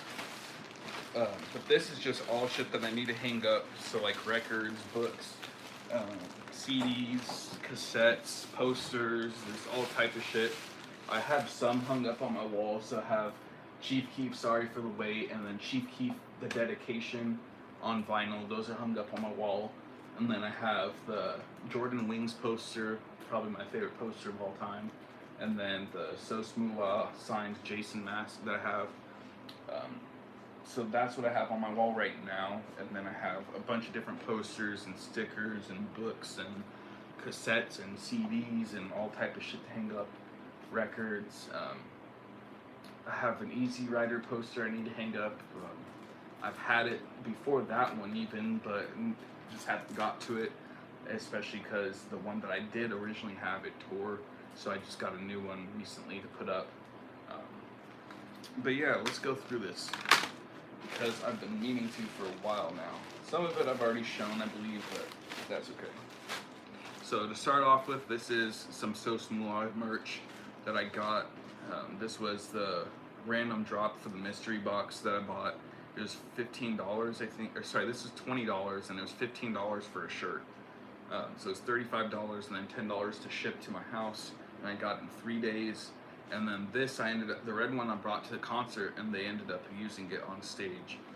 So the next day I got it back, so that's why there's a ton of marks on it, say SosaDoneDidThat, DJ Ricky P, DJ Jackie P. I'm gonna get flamed for that shit. DJ Jackie P, Ricky Hill, and SosaDoneDidThat, they were on stage, and they had used this to clean up. So I got that back, but that was part of the mystery drop.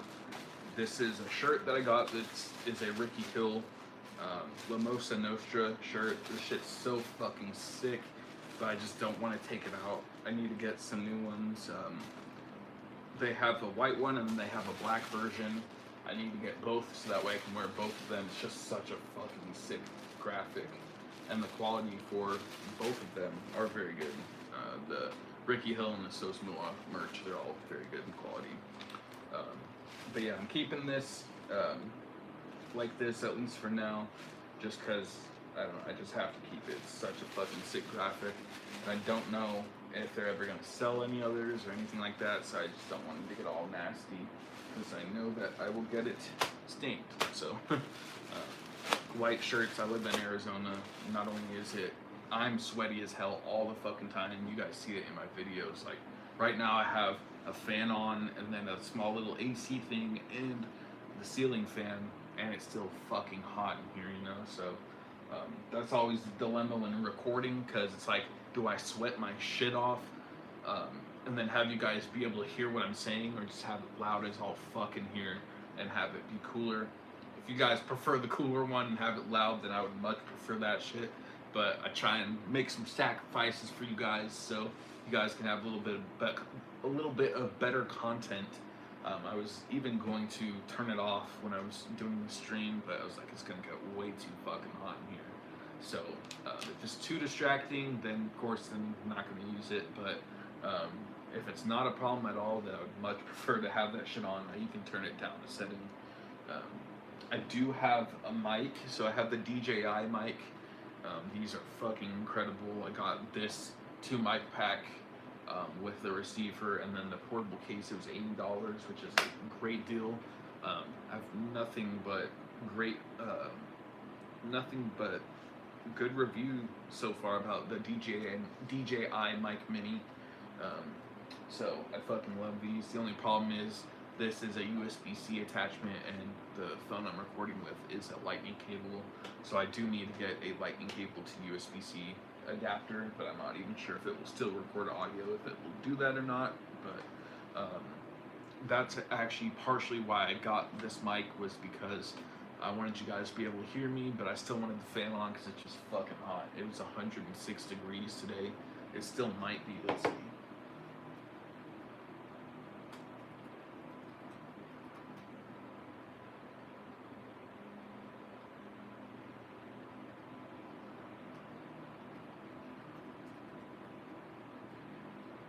Yeah, it's 102 degrees at 7 p.m., 7:30 p.m. with 7% humidity. So I just got back from Oregon. The highest it was I believe 80 the entire time I was there, and that stopped being 80 at about 3 or 4 p.m. if that. So it was pretty much 60 or 65 the entire time I was there. It was so fucking beautiful. I went to Mount St. Helens. I got photos of that. I tried to do some live streaming to go up there, but I just didn't have any reception, so I apologize for that. And but yeah, I got some film photos, tried out some new shit there, so we're gonna see how that goes. But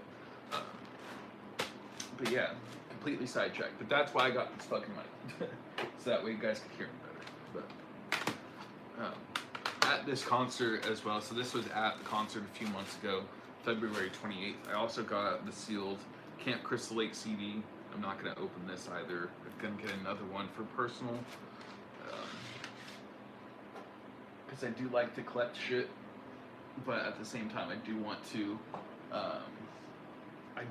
be able to use the shit, because that's why I bought it, because I fuck with it. What is Gucci?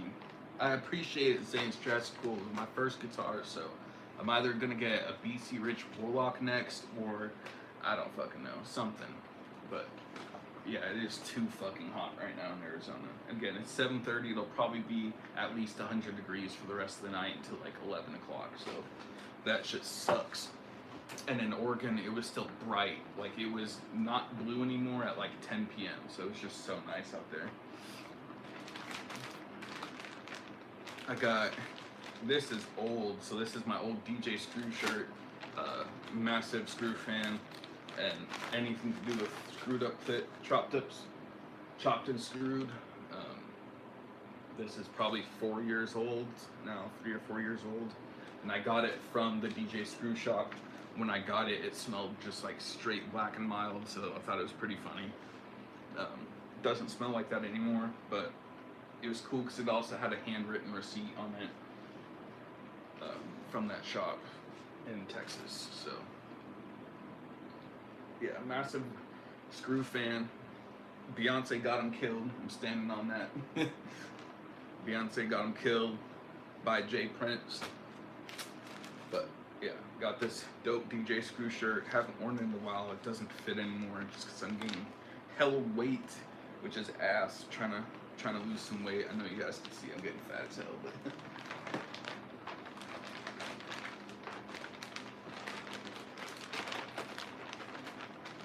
interesting. I don't think I've been to the music museum, but yeah, at nighttime it's still at least 80 degrees, but it can be good because it's like you can still do shit at night, but then at the same time it's like it's unrelenting sometimes. It's like, damn, you can't escape that shit. Yeah, I got this DJ Screw shirt.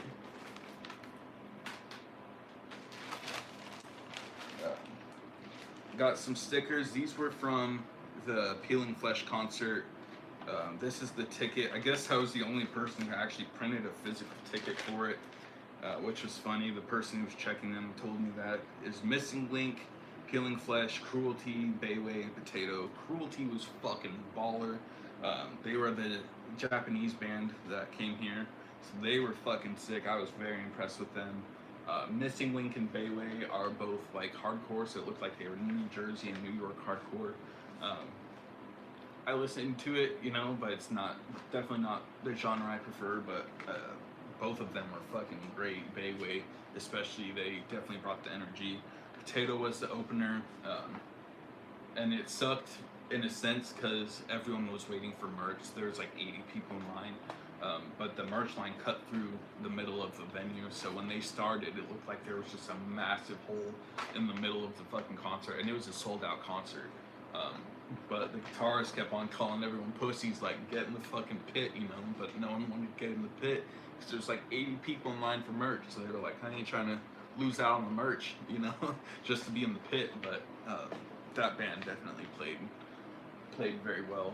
The guitarist, he seemed like he was fucking killing it, so and then the vocalist, of course, he was crazy. He got crazy good vocals, but I just feel like if they transitioned something a little more serious, they would be a lot more, you know, they would be listened to a lot more. They can play very well, but I just feel like they're going to be cornered into kind of a main band because to begin with, they're called Potato, so, but they played very well, and they definitely brought the energy for the opener. But I got some free stickers while I was standing in line because it looked like that the person who was running one of it, he understood that some of these people were just waiting forever, and that shit took so long. Like, it took almost the entire concert just for me to be able to get the shirt I'm wearing now. And luckily, I was in line. I mean, luckily, but not. I was in line right when Peeling Flesh came on, so they were the ending, you know, they were the headliner. So I was in the line right before the concert ended, so I got the merch right before, you know, everyone rushes to it, which was good. But at the same time, I was pissed because then that meant that I wasn't like in the pit for them. But they're coming back to Tucson, I believe in 2 months. I think it's in July, something like that. So I'm gonna go to that concert, of course. But these are some stickers I got. They're honor exchange. Yeah. Let's see. I'm trying to see.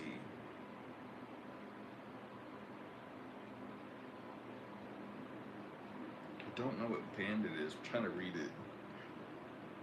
It very well could just say honor exchange, but some dope stickers. They look like they might be in like a more gore grind style, something like that.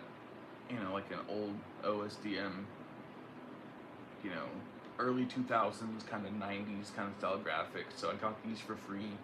They're baller as fuck, so I'm stoked on these. And then, let's see, I don't know if it's right or not. And then I got the shirt that I'm wearing, and I think that was it for that concert at the time. Yeah, I believe so.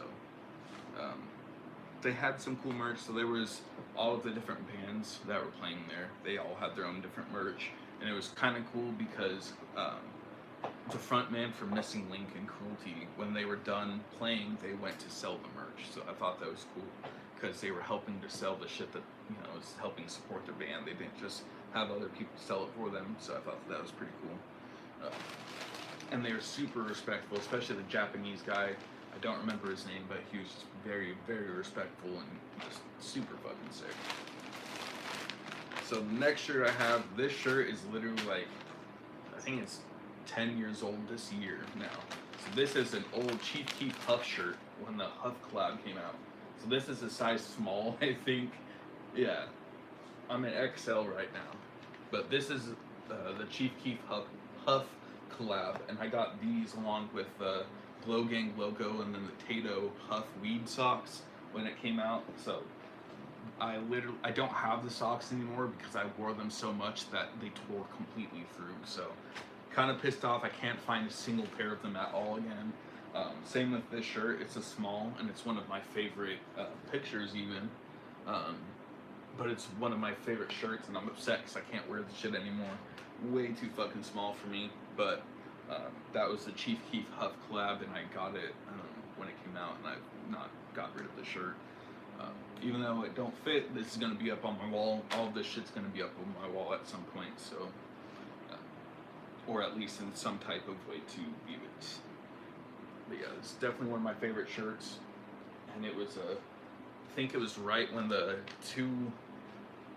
2017 or 2107 project came out. I don't remember what it was called, but it was right during that time, so it was a really, really good time for music in general. But yeah, so I've kept this shirt. This is going up on the wall. And right now, I'm keeping all like the shirts and all this stuff. They're in just like record sleeves. So there's a store called Grace Records in Gilbert, I believe, or Chandler. And that is where I go to get my records and all that shit, where I've got all of these so far, other than a couple. But they had some of these sleeves either for sale, or I just was able to get some from them. So that's what these are put in for now, and eventually these are going to be hung up that way, kind of just in the sleeve, like you can't really see what the records are. So, and now on to some of the records.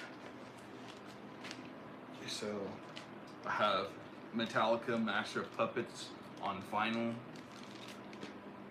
I think this is sealed still. Sealed still, yeah. I believe all of them are still sealed. Yeah. So I'm not going to open any of them that are sealed. And then in this record sleeve, I have the Ride the Lightning paper CD copy. And then this is my favorite overall, is the Metallica Kill 'Em All. So I have it on vinyl, and then the paper CD version. Also sealed. I swore I had another one in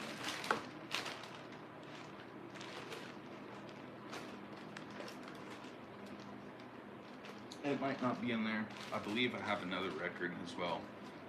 But I got all of these in Flint, Michigan. So it was super cheap. $5 each for the CDs, and then it was like $22. Yeah, $23 each for the vinyls. So it was just really, really cheap. Had to get them. Especially the Kill 'Em All, I absolutely love it. It's probably my favorite overall, other than the Black Album. And when I was in Oregon this last time, they had a used CD of the Black Album for $10. So it's used, but it's literally in perfect condition, brand new, nothing wrong with it. So of course I'm gonna keep that. Gonna keep this one as mint as possible, and then get a couple of other copies, of course. Yeah, so I got that one recently. And then this is another record that I got, and it's along with ASAP Rocky. Definitely one of my favorite artists, at least also growing up. And this is one of my favorite albums by him, so of course I had to get it on record. And this is also sealed. The Chief Keef Sorry for the Wait, I believe that one is not sealed. The Dedication, I don't remember if it's sealed or not, but the ones that are sealed, I'm not going to open. If I want to, I will just get another copy, just because you can't reseal them. So, and partially, I do have them to listen to, but they're also going to be just decor, because not only are they great projects that I fuck with, but they're also really good art themselves. So, a little bit of both for me. And then some of my most influential books of all time. So growing up with my dad and my uncle, they are both very, very big Michael Jordan fans. So that's one of the biggest reasons why I got into Michael Jordan as well. My cousin's named after Michael Jordan, so that's how much of a deal it is, you know. But my dad has had a bunch of different Michael Jordan books growing up, and I just remember one of them, and it was Michael Jordan's palm that shows the real size of his palm. And so my dad was showing me that book, and he was showing me how huge Michael Jordan's hand was, basically trying to palm a ball or whatever. And my dad's hand fit inside Michael Jordan's palm, and then my hand fit in my dad's palm. So it kind of felt like legacy in a sense. That might sound crazy to some people, but it kind of felt like, you know, have something to step into people's shoes, or, you know, like, it felt really cool as a kid. You know, it kind of felt like destiny in a sense. So this is that book, The Rare Air, Michael Jordan, one of my favorite books of all time. Just so much different inspirational things, and not only this book, but Michael Jordan in general. So I got this. It was, and I got it from a thrift store, and it's sealed too. So I'm never gonna open this. Seriously, one of the coolest things that I found at a thrift store. The front picture of it too is just iconic. You know, just absolutely incredible. Glad I found it. And then I actually got this from the same thrift shop. And it's the Bulls, the Portrait of an Era. So this one's not sealed, and I actually do need to repair it. Some of the pages, or I think all of it at this point, are falling out, so it just needs to be re-glued. But it just goes through a different era with Michael Jordan and the Bulls, and the, I think it's 91 to 93 era of them. So one of their better runs, you know, and so it has Luke Longley, and then Michael Jordan, and then what's his name? Dennis Rodman, and then Scottie Pippen, and you know, and then even before that, I can't remember all the players, but yeah. So it's less about Michael Jordan specifically, and more about just the Bulls, but also one of my favorite books growing up that my dad had, so of course I had to get it. Let's see.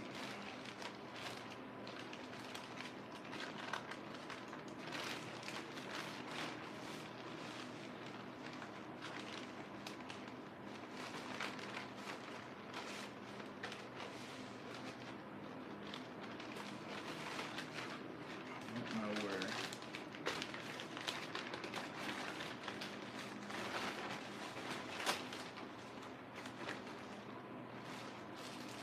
Pretty sure, yeah, this is for the hoodie.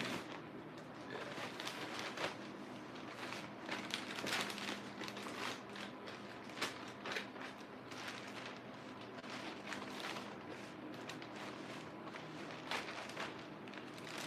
Give me 1 second.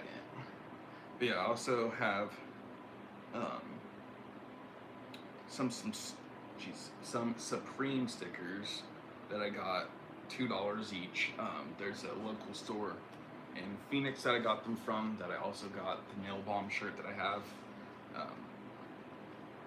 The Nail Bomb, what's it called? What's the album? What is it called? Point Blank by Nail Bomb. So I have that t-shirt that I got from somewhere in Phoenix, and I got those stickers with them as well.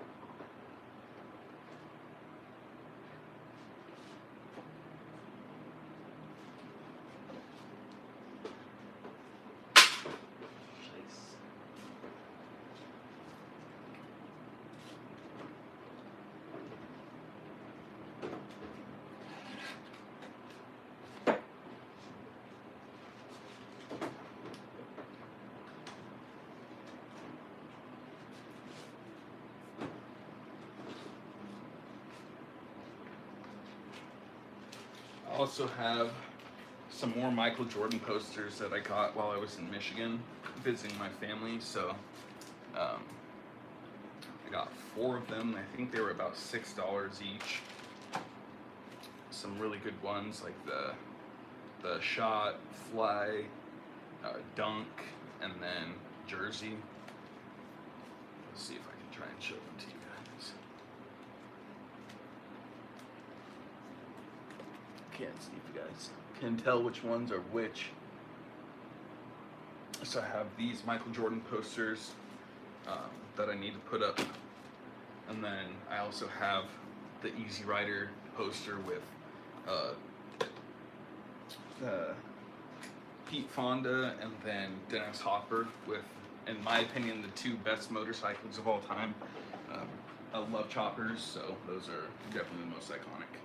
And then last time I was in Oregon, I went back to where I grew up, which was in Yamhill County, in Polk County, but I went to Grand Ronde, which is one of the places I grew up with. So I got some of the different local native art that they have, like the Pacific Northwest totem art that they have.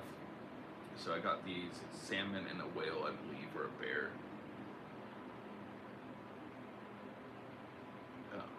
But yeah, these I'm also not going to use. Got a sockeye salmon, so yeah, matriarch bear and sockeye salmon. These are those, and they're pretty expensive, $6. One of them was $8, and then this is 5.5. But I'm not gonna use those. Trying to find where my other stickers are.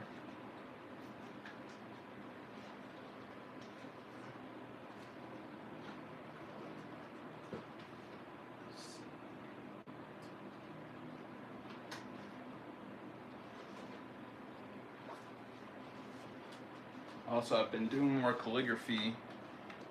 So this is, I found that the manila folders are actually so far the best that I've used for calligraphy. But that's one of the fonts that I hadn't done for calligraphy. So it's probably backwards. I can't tell if it is or not, but. And then I'm trying to design a logo, like a death metal or a black metal logo. So that's SosaDoneDidThat, and kind of a death metal design, at least what I'm going for. It'll be completely different when I actually finish it, but that is the starting idea for that one.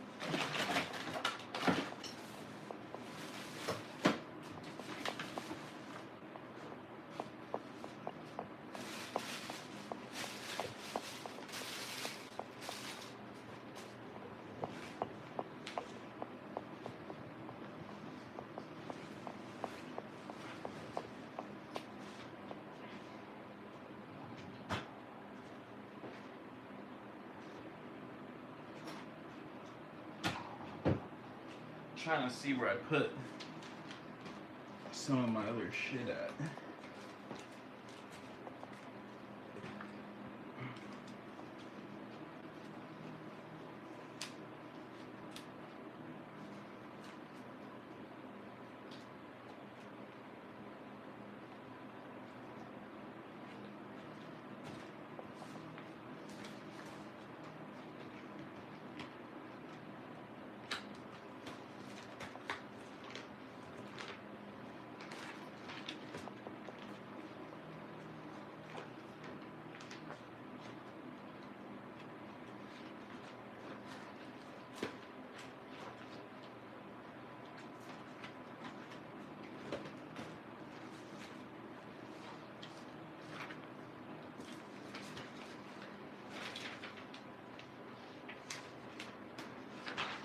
Where did I put this shit at?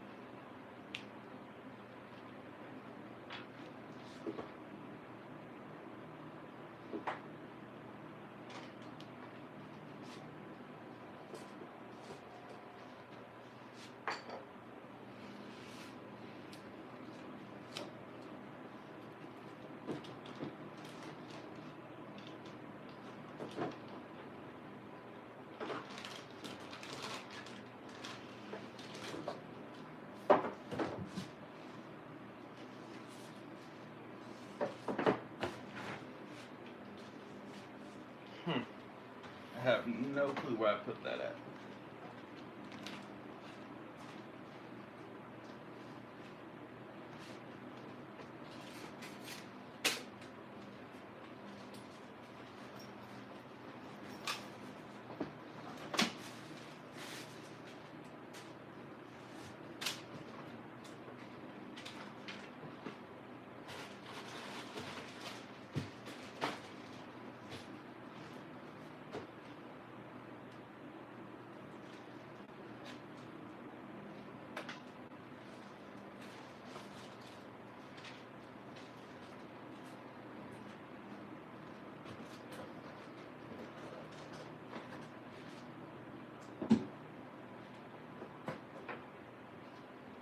Damn.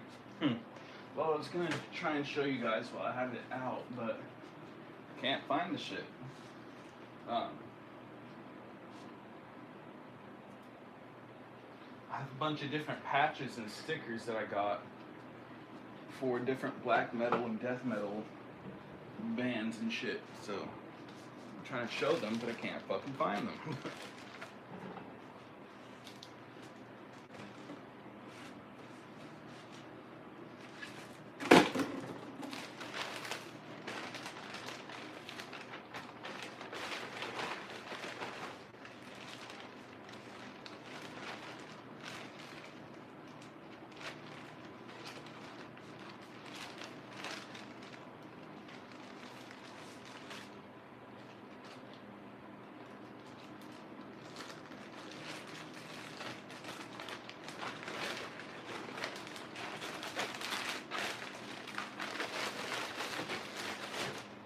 Might be in one of the books. Let's see. But yeah, so I started some sticker collecting, some book collecting, CDs, vinyl, posters, cassette, patches, all Houlihan. You gotta hump it into submission. You gotta get mean, you gotta get angry.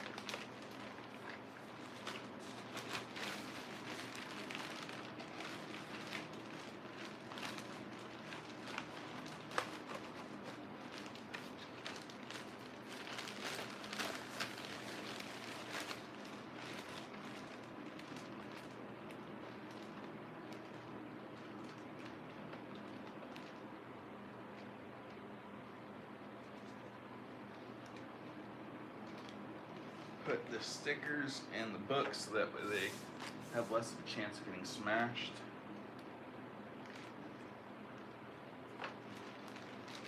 Maybe that's where they are somewhere. It's just in a book. The other ones. I don't want to spoil what they are, but at the same time, they're fucking sick. I want to share that. I want to share that shit, as Tommy Wright would say.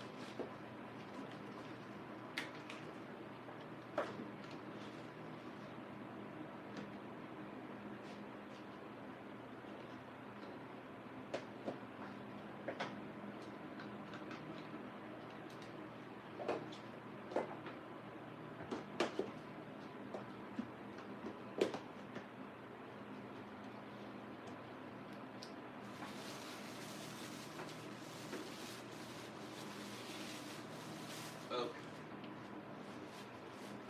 I found them.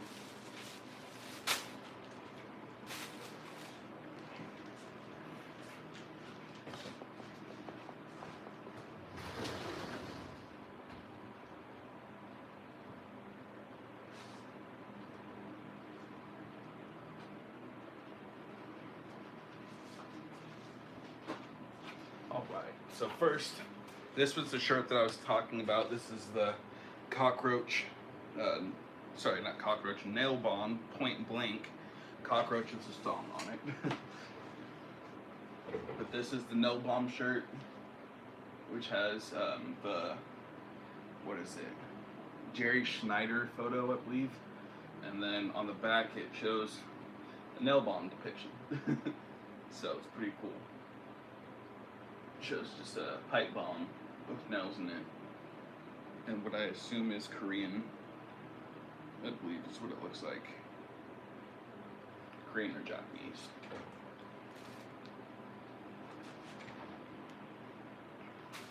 So that one, I got that at a, I got this at a store in Phoenix. I can't remember the name of it. That's also where I got those Supreme stickers at. Frankly, I did overpay for this, but that's okay.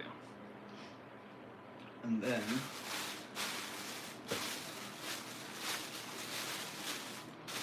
we got these guys. So we'll start off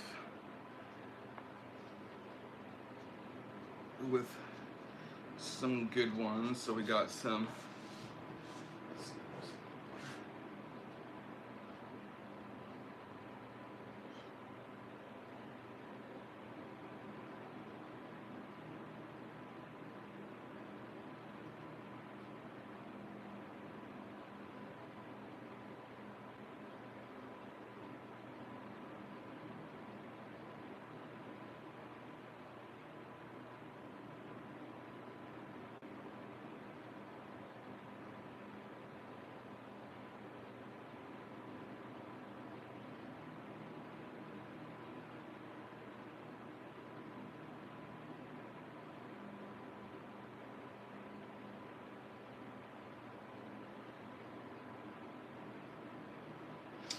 sorry. Get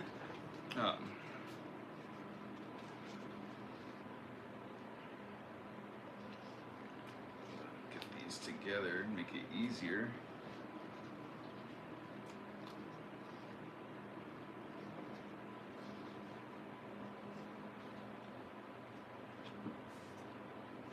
All right, we'll start off.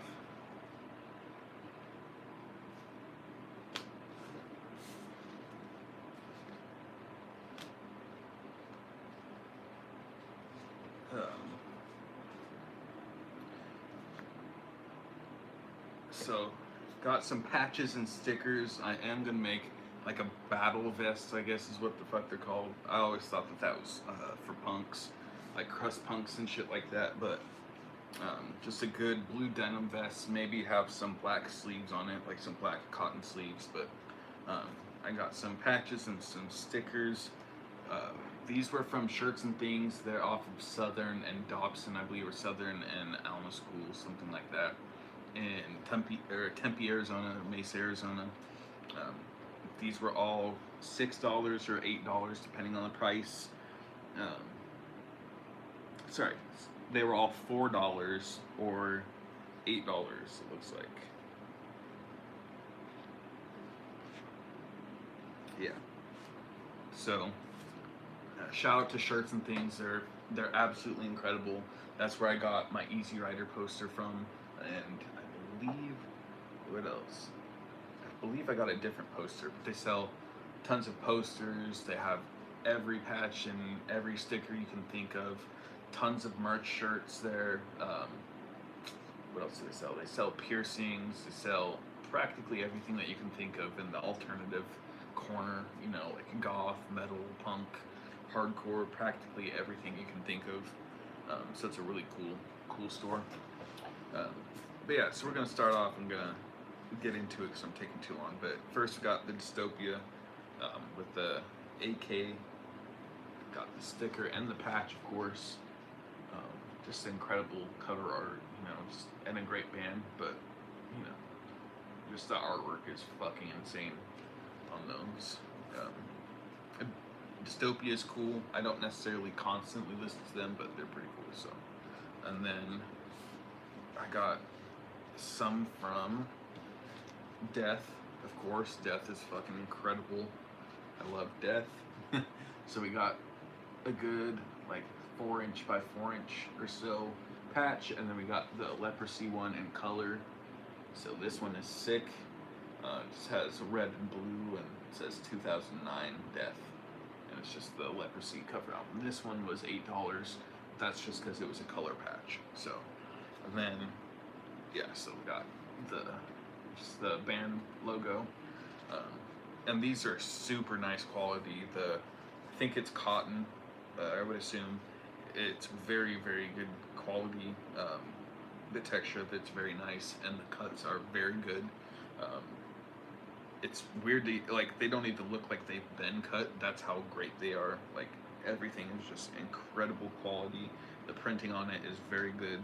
You wouldn't expect to get such high quality and such bright whites in any of this. So yeah, I don't know if it's just painted on top of it or if it was woven with a different color or something, but regardless, they are very good quality. I don't know where they specifically get the patches from. I don't think that they make them in-house. I doubt it. So I don't necessarily know where they source the patches from, but they're all very good quality. So we got those, and then we got Burzum, of course. Incredible band. You know, Varg, of course. Varg Vikernes. So we got the Burzum title patch, and then we got Mayhem, of course, as well, with the Dom.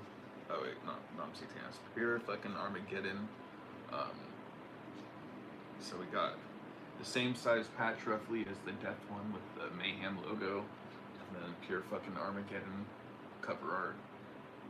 So this was $6, but that's because it's not in full color. It's basically black and gray. So we got Mayhem, Death, Dystopia, Burzum, and I didn't get all of the ones that I wanted from there either. I still have to go back. There's probably hundreds of patches and stickers there that I would get. So, and then we got Bathory. So we got a really nice quality Gothic Textura black letter sticker, which was $4, and that really nice poppy red color, like it just pops.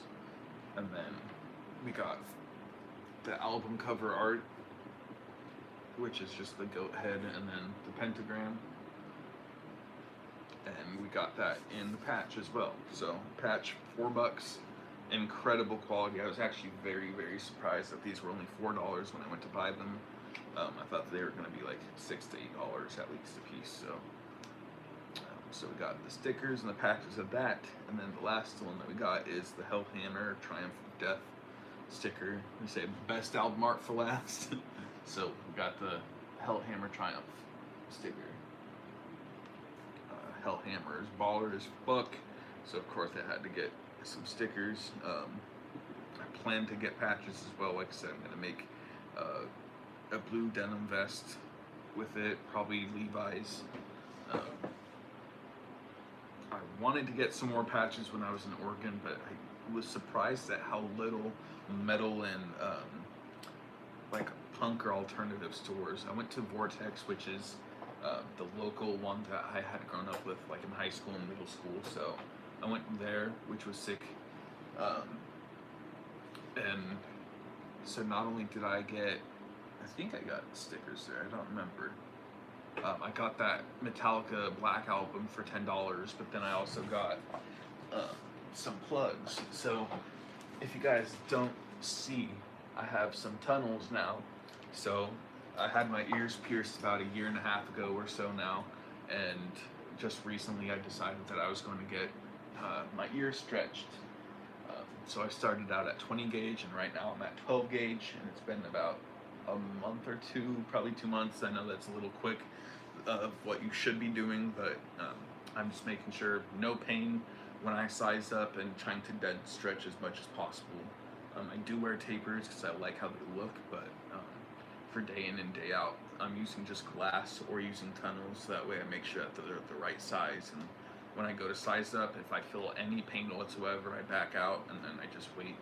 And yeah, so I'm using jojoba oil every day, massaging them, and then just letting the weight of the jewelry itself stretch my ears instead of using active stretching like using the tapers. When I do go to the next size, I do use the tapers, of course, just to try it because they have the smaller size, and then when I can see that that's going to fit completely with no issues whatsoever, then I pull it through and then just use regular jewelry. But they had a bunch of different stretch jewelry, which is partially why I went there, because not only are they a record store, but they sell stretch jewelry. I was hoping to find more in Oregon. Really surprised at how little like just stretch jewelry stores that they had, and also like metal stores or anything adjacent. There was only 1 or 2 that I could see, and one of them was in Portland, and the other one looked like it was in Eugene or something like that. Besides going to the Vortex, so.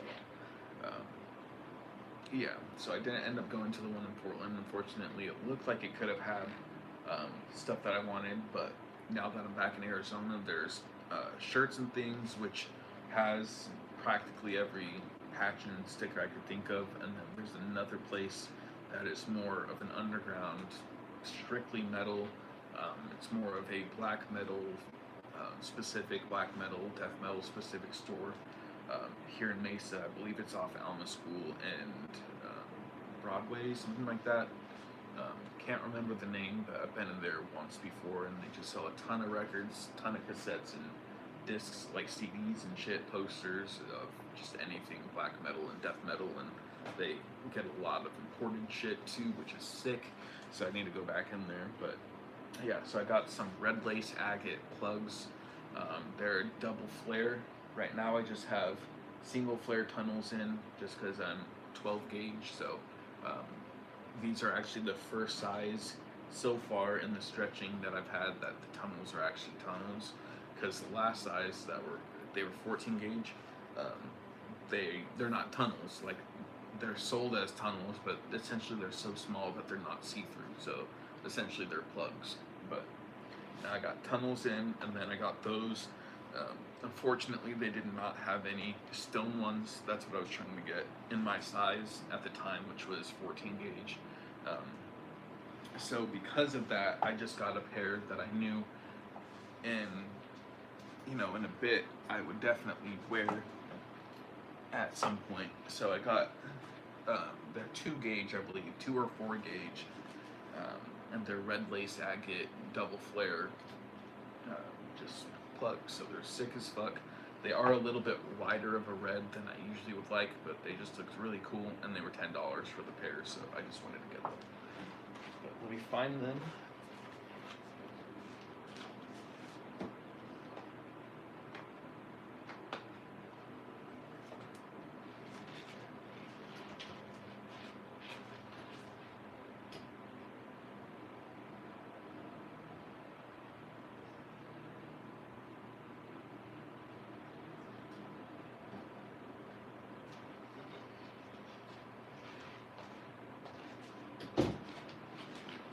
Okay. So, I got some off of Amazon just because at the time I was starting out and they don't really have very many sizes for smaller sizing.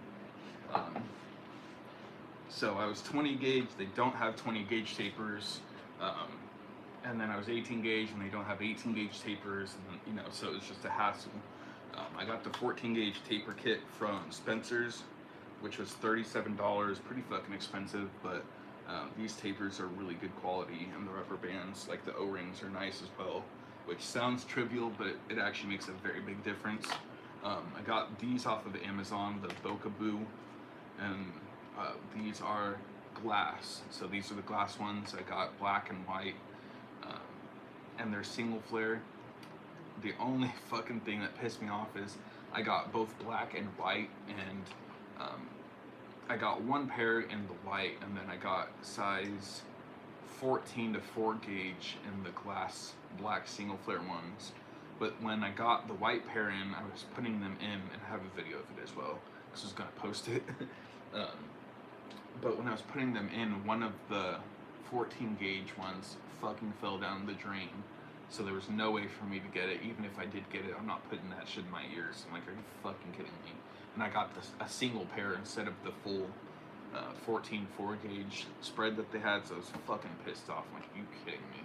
So I have to get another set of those white pair, just because they did look really good and I like them. But at first, I started off at 20 gauge apparently.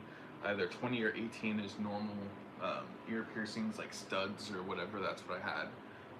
Just the stud princess ones, and then kites and, you know, shit like that. And then I couldn't find any. I wanted tapers, even though I knew that those weren't what you're supposed to use for jewelry. I just thought that they looked better. But I could not find any in 18 gauge. So I was like, well, let me try and find some fake tapers or fake plugs, and then I found some fake plugs that were 18 gauge, which was a size bigger than what I was at the time. So I was like, well, that could still size up, and it could still look good, so that's what I got.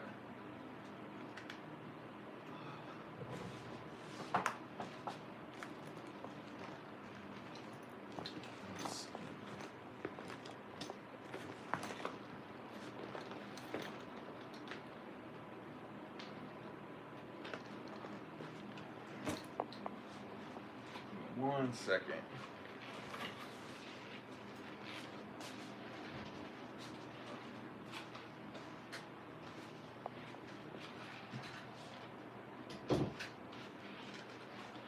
Yeah, so I got a bunch of different 18 gauge fake plugs.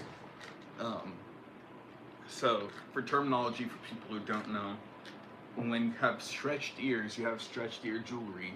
So they have tapers, which ones that are from a small diameter to a larger diameter, which are the spike looking ones. Those are tapers. And then they have plugs, which are the ones that are completely solid. Completely solid. They're not see-through. They don't have a diameter change. They're usually just one size, completely solid. And then they have tunnels, which are the ones that I'm wearing right now, which they're see-through. So none of those are gauges as jewelry. The gauge is the size, and then that just became colloquially what people call the different jewelry for stretched ears. So, yeah, so I got some 18 gauge fake plugs in some different styles. At the time, I just had two different pairs, which were a pair of some stainless black ones, which I've worn once, I think, they look good. They're just, there's other pairs that I like compared to that. And then I got a pair of acrylic, and the only reason I got acrylic, because usually you don't want acrylic, at least when you're starting out, you know, if at all, just because it makes it easier for there to be some nasty shit going on with your ear. But the only reason I got these was because the acrylic part is not going in my ear. They have a stainless steel post or a titanium post in them. So the acrylic part's not in my ear, it's just for show. And then the post itself was stainless or titanium, which was safe to use. So I got a black pair of plugs, which both of these are 18 gauge for the post, and then they show like they are, I think, 2 gauge or 4 gauge, something like that. I can't remember. So these just unscrew on one side, and then one of the sides has the post with one side, and then the other side is just one of the sides, and then you put it through and then screw it. And then they look essentially like a flat back on the back on both sides, and they look like fake plugs pretty much. When I was in Oregon, there was someone that had some of the fake tapers in, and they thought that I was that size, and I wasn't. So, and they had probably, I think it was close to an inch. What their gauge was probably close to an inch, and they thought that that was the size I was at. So they do look good. They look like they are actually the size, which is what you would hope when you're getting them. But they're about $15 a piece, so they were pretty good for that price. But I got the solid black stainless steel ones, and then the red, black, and white kind of acrylic looking ones. And I believe also when I get to these sizes, they have the O-rings on, so I might even be able to put these into my ear as well. But I like these. Red, black, and white is my favorite color scheme, if you can't tell from literally everything that I own. So these were the ones that I just wore the most. So those were at 18 gauge, and then at the time, I thought that I was at the wrong gauge than I was. So the tapers are 14 gauge, but I didn't tear, you know, I didn't force anything into my ear. If it felt any pain, any sort of discomfort, I backed out. So there was absolutely no problem. But I guess I went from an 18 gauge to a 14 gauge. So I skipped 16, I guess. But I guess there was no problem. My ears and my skin are a little bit more elastic than I guess most people, so that might be part of it. But at the same time, I'm trying to make sure that I'm not just sizing up as soon as possible, because I absolutely refuse to get blowouts. That shit's fucking disgusting. So I don't want any nasty butthole ears or any torn ears or nothing like that. I just want as smooth and as clean looking gauges as, see, there I go, as clean looking stretched ear jewelry as I can, just the stretched ears in general. And the only reason I even, fuck,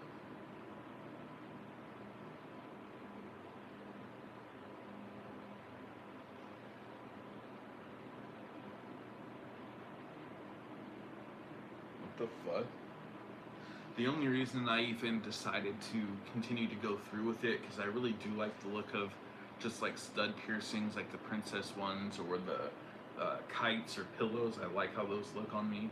The only reason I decided to go through with it was because if you go to, I think it's either a 0 or a 00, you can still stretch back to a normal size. So I figured at the very least I will get up to that point, and then once I get there, then I can decide if I want to go forward or not. But just based off of look alone, I believe around 7/8 inches what I think would look the best for what I'm going for. Like, I want a larger size, but not too big, you know, especially because I don't want thin earlobes or anything like that, or nothing. So just want like a good solid size, but nothing that's too crazy. So but yeah, you can go up to, I think it's either a 0 or a 00, and then you can stretch back down, or at least your ears will stretch back down, or close up. Stretch back down. But yeah, so I had those fake plugs, and then eventually I got a pair of fake tapers, which were also size 18. I was a little annoyed because when I had asked for them, I asked if they were a specific size, and then They said that they measured them, but they turned out to not be the size. Because I'd asked for 16 gauge, but they were 18 gauge, which was kind of pointless. I can still wear all this jewelry, especially these tapers. I still do because I just like how they look, and they don't really make. I don't know why they don't make any other fake ones between the sizes. It makes no fucking sense. It seems like there's only fake plugs and fake tapers at 18 gauge, but you would think that they would have fake ones all the way up to the size that they are at, you know, but they don't for whatever reason. So technically the post is a little too small, like 2 or 3 sizes too small than what my ears are actually at, but right now I don't necessarily care. The only thing is I don't want to get in the habit of just keeping these in just because they are smaller, so I don't want my ears to shrink. So I'm trying to make sure that I keep the glass ones or the tunnels that I have in right now, keep those in at least longer than those ones, so that way my ear is staying consistently the same size. But these are the single eyelid. I don't know how well people can see them right now. These are the single flare black glass ones that I have, and these ones right now, this is the box that I have for the jewelry that still fits, and then all of these are just the spare jewelry for either bigger sizes or sizes that I've outgrown, which I think is this one right now. But these are 2mm, I think, is what 14 gauge or what 12 gauge is at. So these are 12 gauge plugs. They're just little glass little guys, but they do look good, especially once you get to the bigger sizes. They actually really do look good. So these are great for everyday jewelry, especially because with the fake tapers, not only do tapers stab my ears and stab the back of my neck, but these just have weight to them compared to the rest, and they're very they're heavy towards the back, so it's always just pulling my ear down, but not in a good way because these are too small, so it's not evenly stretching it as well. So I just make sure that I'm not always keeping these in. And then I also have, of course, just the stainless tapers. These are acrylic with a stainless post, and then I have the actual stainless tapers that are 12 gauge, that are just actual metal, that look good. They're just still a little bit smaller than I actually like for this size, so I just keep wearing the acrylic ones because they just look better overall. But the O-rings on the ones that I'm wearing, like these tunnels and the tapers that came with this one from the Amazon package, the Bokaboo brand, they're just so thin and they're not very elastic, so trying to put them on is just such a fucking chore, especially because I'm at such a small size still. It's so hard to put these O-rings on. And then they have like different recesses in the tunnels to kind of catch the O-ring, so that way it doesn't slip. But by doing that, it just makes it so fucking impossible to get it off and on. So I think if they were to make some different ones, get rid of that recess, or if you have it, make it a little less pronounced, and then get some O-rings that are a little bit more fuller, a little more stretchy, because that makes it a lot easier to put them on and off. But yeah, so these were Bokaboo, and they are what are they, 14 gauge to 4 gauge or to 00? Yeah. So these were 14 gauge to 00. So this is the biggest size that you can be before stretching back and then taking these out. But basically I just got the full kit of tapers and single flare tunnels, so that way I wouldn't have to keep buying the jewelry one set by one set. It just gets more expensive, but they're decent quality. They're not the best quality in the world, but they're not horrible either. If the Pierce Nation made a full kit like this, like all the way up to the 00, then I would get those instead, because these are noticeably better quality in every way. Like, not only is the metal better, but the O-rings are better. But these are just so expensive. It was like, I think, what, 6 sizes 6 pairs and it's $36, so pretty expensive. But these are the tapers at that size. These are fucking slugs.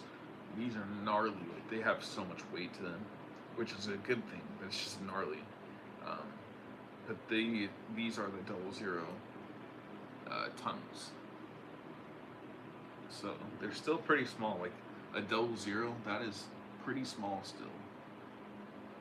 So it's actually kind of crazy how much sizing up you have to do, because this takes months. Like when I was being told what to do, I was told anywhere from 1 to 3 months, especially when you're getting to the higher sizes, like 3 months per size. So if you're doing, you know, I've already gone up 4 or 5 sizes or whatever, so I should have had 4 or 5 months with them in, essentially, at the very minimum. But it would literally take like a year or 2 or something to size up that way, which you can do if you just want to make extra sure.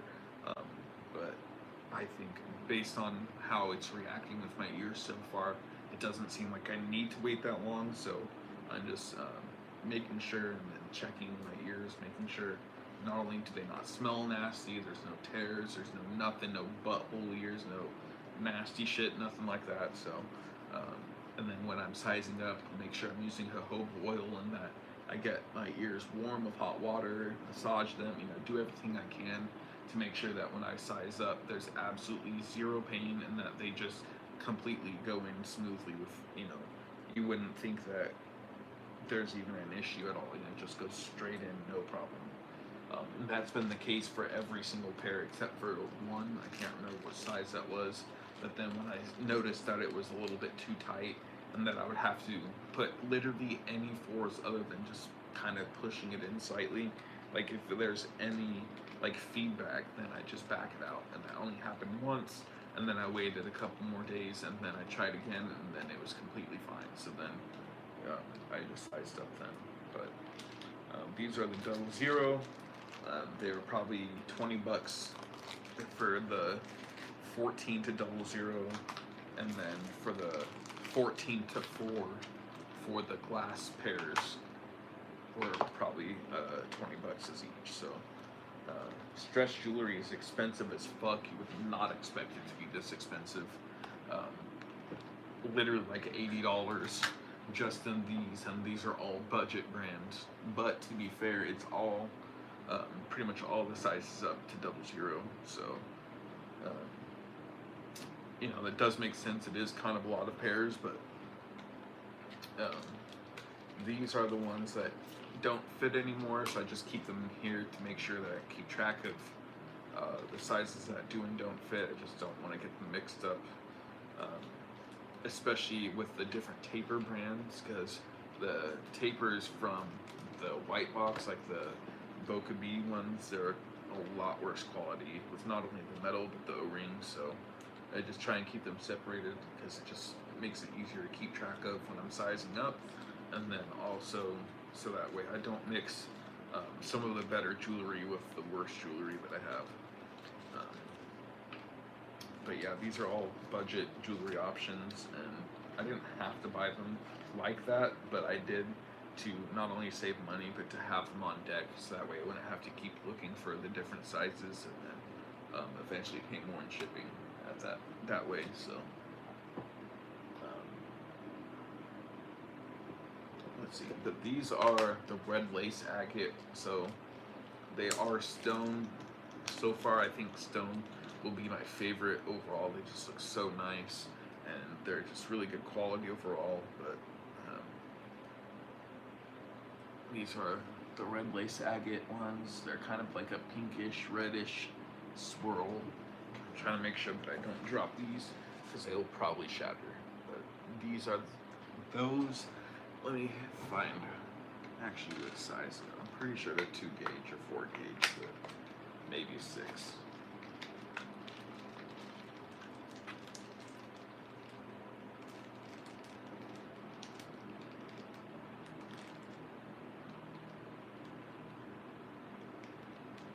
I guess it's a 0. There's no way that's a 0.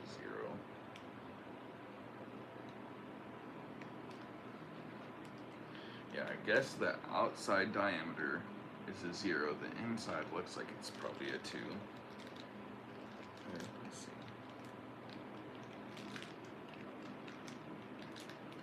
Yeah, damn. So that means I'm gonna have to wait even longer than I thought. Damn it. That's fucking annoying. But yeah, I just got these in advance because they were cool as fuck, and I didn't want to pass up the opportunity pass up the opportunity over $10 because they just looked cool as fuck. So figured I could invest in them.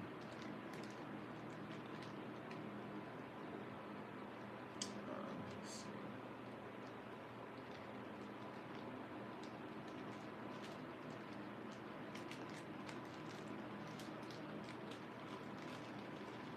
see. And some of them, like the glass ones, they have half sizes, so I guess for a lot of people, those are more helpful. So far, it doesn't seem like I've needed a half size other than that one time, but even then, I just wait a little bit longer with the jewelry I have, and then you just size up that way. It might be a little different when I get to the bigger sizes. Maybe I will need half sizes to make it easier, but it just seems like you would just need to wait a little bit longer instead.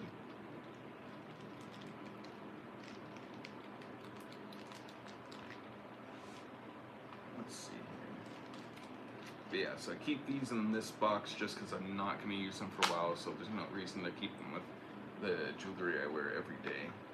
But these are the glass ones, and they go up to 6mm, which I believe is 4 gauge. But those are the glass pair.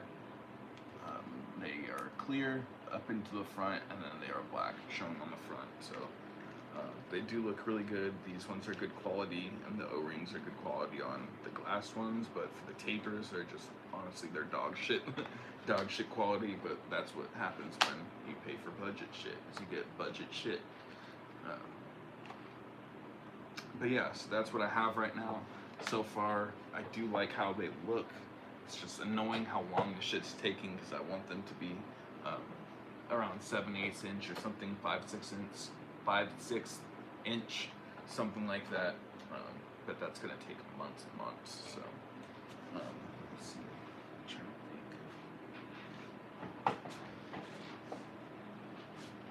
where I put my other shit at. So. Yeah, I'm gonna put this shit up really quick. I'm gonna play a couple more riffs, and then that'll be the end of the stream for tonight.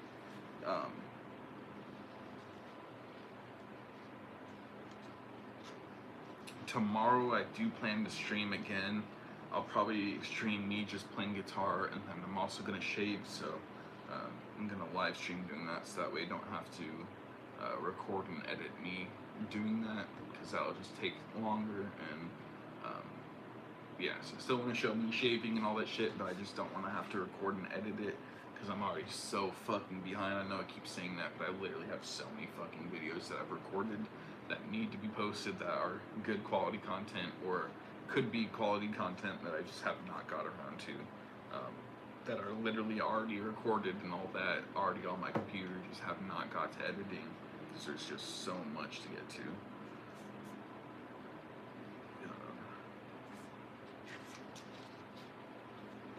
Yeah, let me know what you guys think. Not only of my guitar setup with the Squier Stratocaster Sonic 2026 with humbuckers, and then I have Dunlop light strings on it, and then a fret wrap so far, and then a Fender Mustang LT25 Amp. So let me know what you guys think of that setup so far. If you guys can help me with any tone setups or figuring out how the pedal system works, anything like that, I would very much appreciate it. Tag JoJo in the comments. JoJo, help me out. I see your videos all the time. If you can help me, I'd very much appreciate it. I need that tone. I need to get set up. I'm sure there's a couple of good people that would be able to help me out, but just want to get some good settings on the amp with what I have. This is what I have right now, and then maybe some good first two pedal setups, or it seems like the MT2 and then the GE7 are going to be the ones that I'm going to get first, but I just want to get some opinions and then also get more of an idea of how those work before I invest into them, because pedals can be pretty expensive, so $60 to $300 depending on which pedal you get. It's pretty fucking expensive. At least it adds up. So, but yeah, so these are that. Shice. I also am going to show. I have calligraphy I'm trying to show off.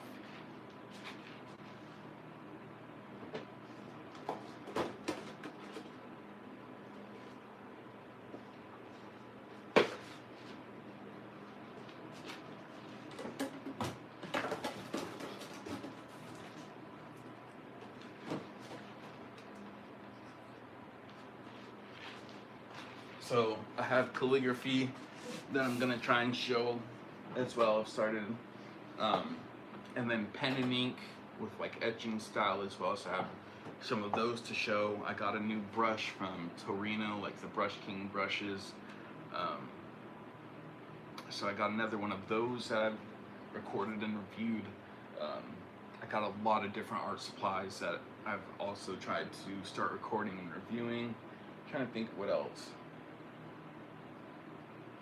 There's a ton of different shit that I've done lately, so just trying to get all of that and let you guys see it as well. There's some Xbox games I've been trying to play. Resident Evil I'm trying to get into on stream for, I played them, but I just want to play them for my channel, you know, and then do different collabs and all that shit, so I'm trying to think of what I was going to say though. Let's see.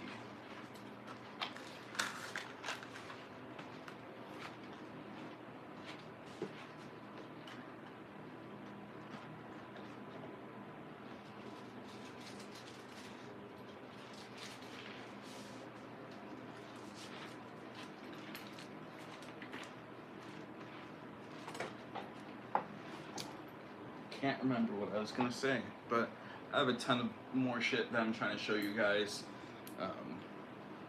So tomorrow I'm gonna stream, probably gonna do some more guitar stuff, definitely gonna shave, maybe do some calligraphy. Yeah, so I've just been getting more into all that shit. I also have been stocking up.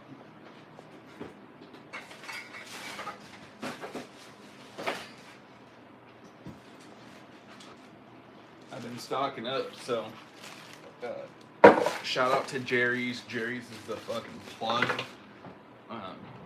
10% off for free. Can't beat that, are you, with lower prices? But getting some more tar black. So these are all new paints. Other than this, that one's old.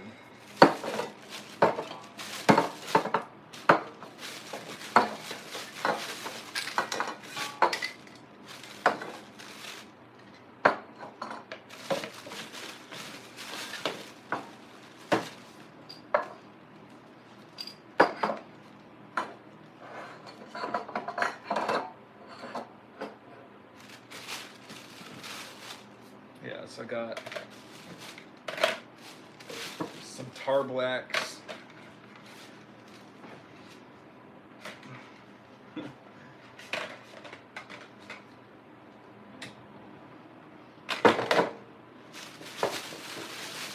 So Jerry's has been stocking up on some more spray paint shit, so these are older. I'm gonna try out this. It has the different nozzles, like the different tips on it, but I don't know if it's gonna be good or not. But I got it for free, so I'm gonna try it out. It has 5 different nozzles, 3 dot sizes, and then it has 2 what looks like it might be flat, like calligraphy rod ones. But yeah, stocking up on some tar blacks. It's bitumen, so it's like really thick spray paint. And these are the 650 mil, I think, or 700 mil. Let's see. 600 mil, yeah. They come with the fat cap. It's the Montana hardcore fat cap, I think.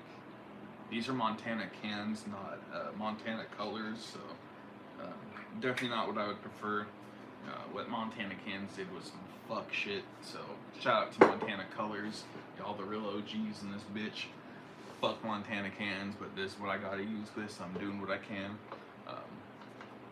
No pun intended, but I got some shadow black, like the shade black, so that way I can do like undercuts and coarse shadows and 3Ds and doing bevel letters and all that shit. But I just wanted to stock up on some more, and of course Jerry's is the plug, so not only are they getting them for cheap, but then you get a 10% off discount, and they've been doing other discounts that stack with it, so lately it's been like 35% off most of their shit in their store, so that's why I decided to get some more of the art supplies, like more calligraphy shit, some dip pens,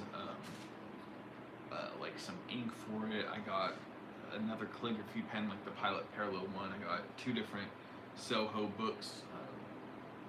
Soho by far has been my favorite brand for notebooks, at least for different art supplies. They've just been very good quality. They're budget by far, like they're actually good budget options, and they're always available, always have deals, and I've never had an issue. And they have every kind of type for the different mediums that you can think of. But I just tried out the heavyweight drawing one because I'm trying to find one that works a little bit better for pen and ink, because for whatever fucking reason I can't find one that is specific pen and ink.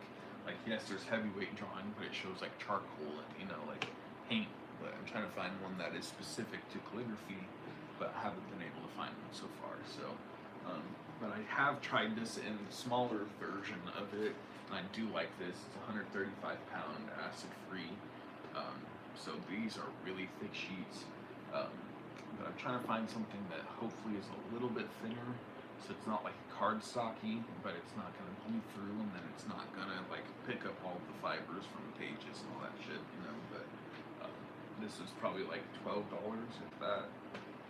So Soho makes great quality, low cost options for their different art supply mediums. So I definitely fuck with them, especially when you're going to Jerry's, and then you get a 10% discount at all times for free. You can't beat that. So shout out to the plug Jerry. Y'all know who you are. I even got hella fucking caps. So they started carrying caps, more of them at least.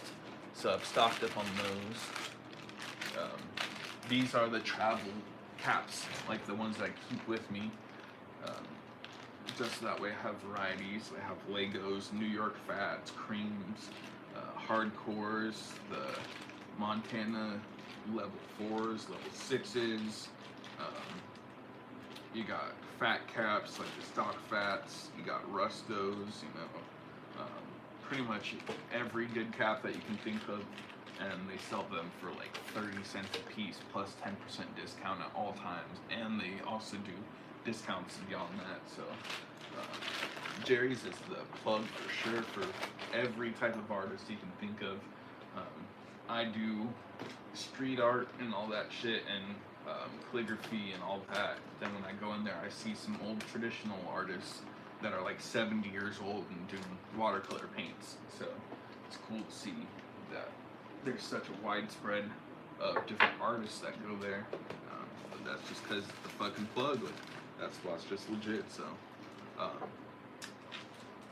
this is the size. I just got this Pilot Parallel pen. I have the 6mm and the 3.8mm, but this is the 2.4, so it's a little smaller, just to try it out. I love all of them. I've not had a single issue.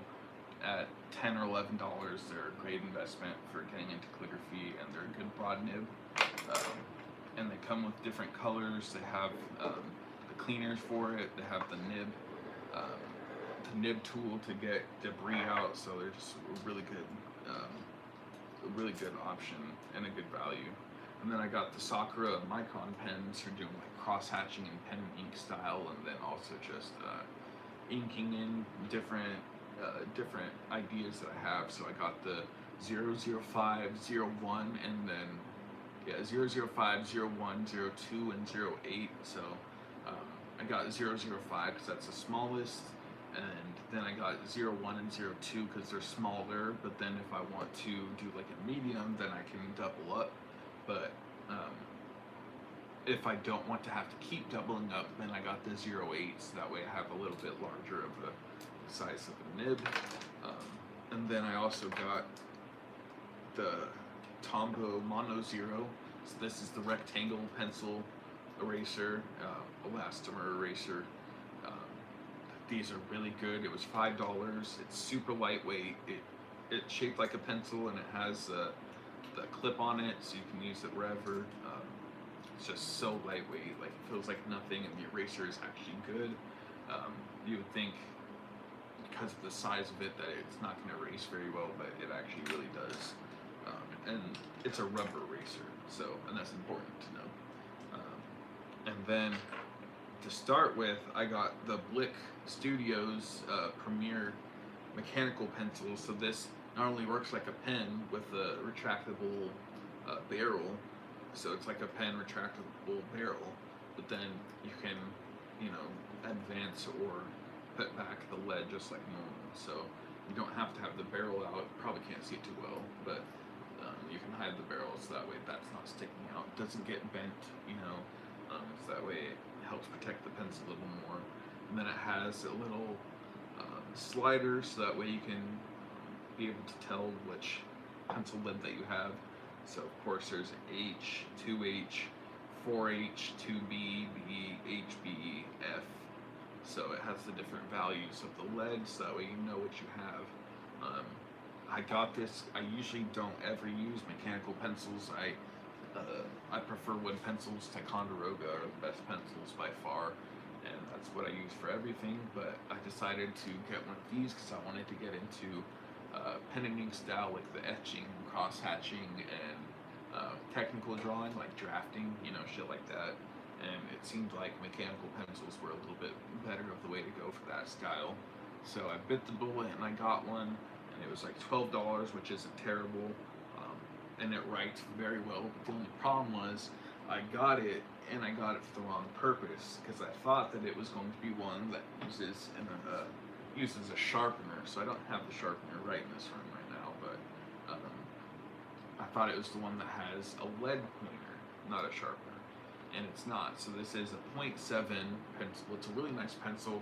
My only gripe about it is that it has fake knurling on it. So it has the pattern right here that you're supposed to grab, but it is very smooth, which defeats the entire point of having knurling, because it's for grip. But it's almost like if it weren't there at all. So it's kind of annoying, because if they had knurling on it, then it would be an incredible pencil, absolutely no issue, no complaint. But literally just because they made it smoother, it's just very annoying. It's like you go there and try to think, oh, I'm about to go fill the knurling and have like a nice grip for it, but then it's just kind of unflattering, I guess. So I wasted my money. I mean, I still use it. It's a great pencil, but not what I was wanting, and not the purpose that I bought it for. So I went back and then I got a different one, and so I got the Staedtler Mars Technico. Staedtler Mars Technico. It's a 2mm lead instead of 0.7mm. So this is the thicker lead version, like this, that you see like charcoal artists use, technical drawers, like drafting and cross hatching and all that shit. So I got that. This was $8. It's a very good deal. The only problem I have, it's German made, so of course it's going to be absolutely incredible quality, but the body of the pencil is plastic. I just wish it were metal. I think it leads to not only a better looking pencil and a better feel, but just all around it just is nicer. But that's literally the only complaint that I have. The knurling is there. It's not super sharp, but it's not as smooth as the Blick Premier one is. So the knurling, it does what it's supposed to. Again, I wish it were a little more aggressive, because that's what it's there for. The knurling is there for grip. So if you feel like you need knurling, then give the fucking knurling. Don't make it smooth, because then there's no fucking point. But yeah, great pencil so far. The lead on it is incredible quality. It comes stock with one piece of 2H lead. The pencil itself actually has a lead pointer built in. It does not have an eraser though, it doesn't seem.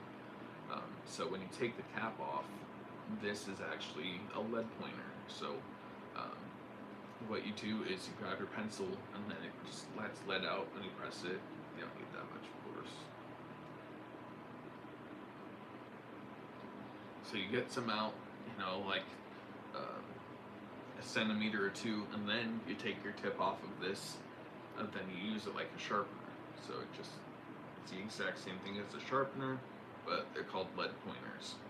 And then what the coolest thing about that is, not only with this specific lead pointer, but then the other one that I have. Actually, I'm just gonna go get it.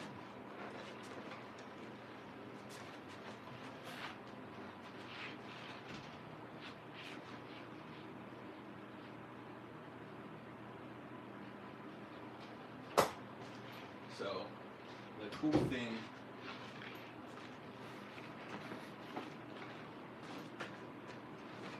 I don't even remember what the cool thing was.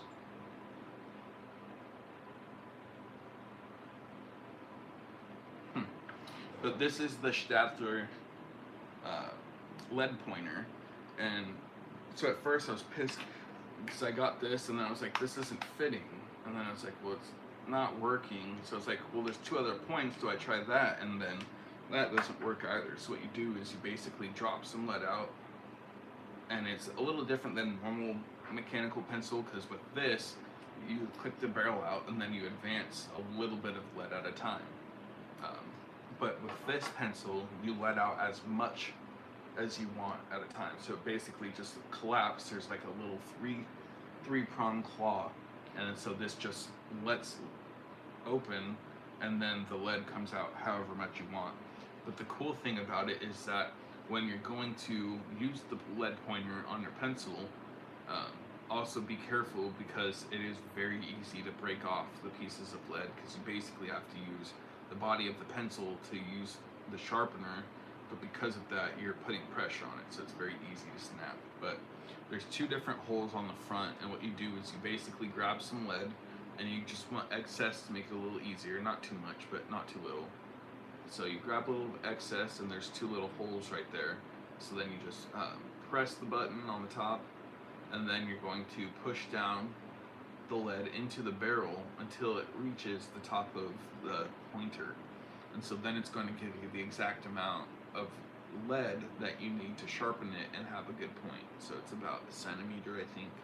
So then you're going to take your lead and then put it down into the top of this sharpener, and then you're just going to spin it around. So, and it's a rougher, sharper, like the sharpener is a little rough feeling, so just be mindful of that, because it's going to have a lot of bite to it. So you might break lead if you're thinking it's going to be softer, but once you start hearing no grinding, that's when you know that it's as sharp as it's going to be, and then it's at, you know, literally the sharpest fucking point you could possibly think about.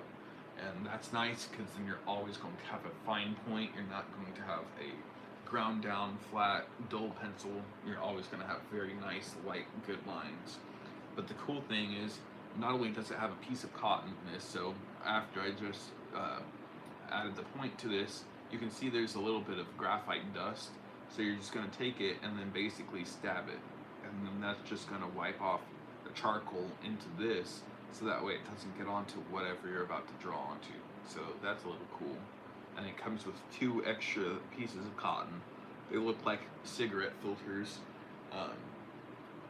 But the cool thing is, after you've sharpened it, of course, you just sharpened the graphite or whatever. So now, whatever value you had of lead, you just have sharpened graphite. So now you just have a bunch of graphite dust, you know, charcoal dust. And if you're into charcoal drawings, I'm not necessarily, but then you have a bunch of ground charcoal that you can use to then, like a blend, or, you know, do whatever, like with the little makeup looking tools or whatever with the charcoal, and then you can use that. So you can basically use it twofold if you do different mediums of art with it, because like I said, you get the different you get the charcoal powder from it. So that's nice itself. And then with the Statler pencil, the Mars Technico, I wanted to get a different eraser because I have erasers, you know, regular Rubbermaid eraser, and then there's what else? I have these kind of fine and coarse erasers. So this is a IM30 Factus eraser. So it has a coarser side and then a finer side, and then it has like rectangles, points in it. You know, has different things like that. But the only problem is that they really don't erase as much and as well as I would like them to for what I would do, because I do lettering and all that shit. So I don't want the lines to still be there, because not only does it make it harder to still draw after, but then it makes it to where you basically have a canyon, so you're kind of stuck in that little canyon when you're trying to draw outside of it, but then it just still can show up, and that's not what you want. So I was trying to find different erasers. These weren't working what I would like to. The kneaded erasers were literally the most dog shit eraser I've ever used. I don't understand how anyone likes them. Every single time I used it, I was using it in a sense because it was like, I need a smaller eraser, I need these finer lines or whatever, but every single time I tried to use it, it was like it didn't erase for shit, or it was like I'm trying to erase and it would either stick to the paper, not like stick, you know, but it would kind of grab on the paper a little bit, or not keep, or it would kind of crinkle the, you know, it was just like, you either have to keep the perfect pressure, or, you know, it's like every single time I use that eraser, I wish that I had a hard edge. Like, yes, it's good because you can get the smallest size that you need, so that way you don't have to erase things that you don't, but the problem is, it's so small that you don't really have any, like, it doesn't actually erase, it doesn't have any rigidity to it to be able to hold the erasing, so it just kind of flops back and forth, and then it doesn't really work. So I do not like those erasers. I've seen so much praise for them, that's probably why it was such a big letdown when they just weren't as good as they had seemed to be.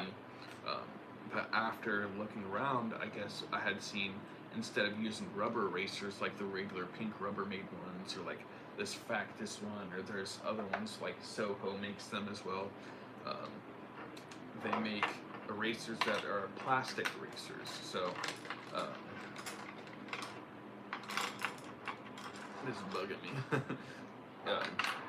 So this is the Mars Statler plastic eraser, and it has little embossed kind of logos on it, which is funny, but instead of it being rubber, or like an isotomer eraser, I think, or elastomer, sorry, elastomer eraser, it's plastic. And so when I've used this eraser is fucking godsend. Like, I seriously am so pissed off that I have not seen this eraser before. And it's specific for graphite. So for charcoal, rubber, you're probably going to want to use a little more, but like for direct graphite, this plastic eraser is the fucking truth. So it's just the Statler Mars plastic.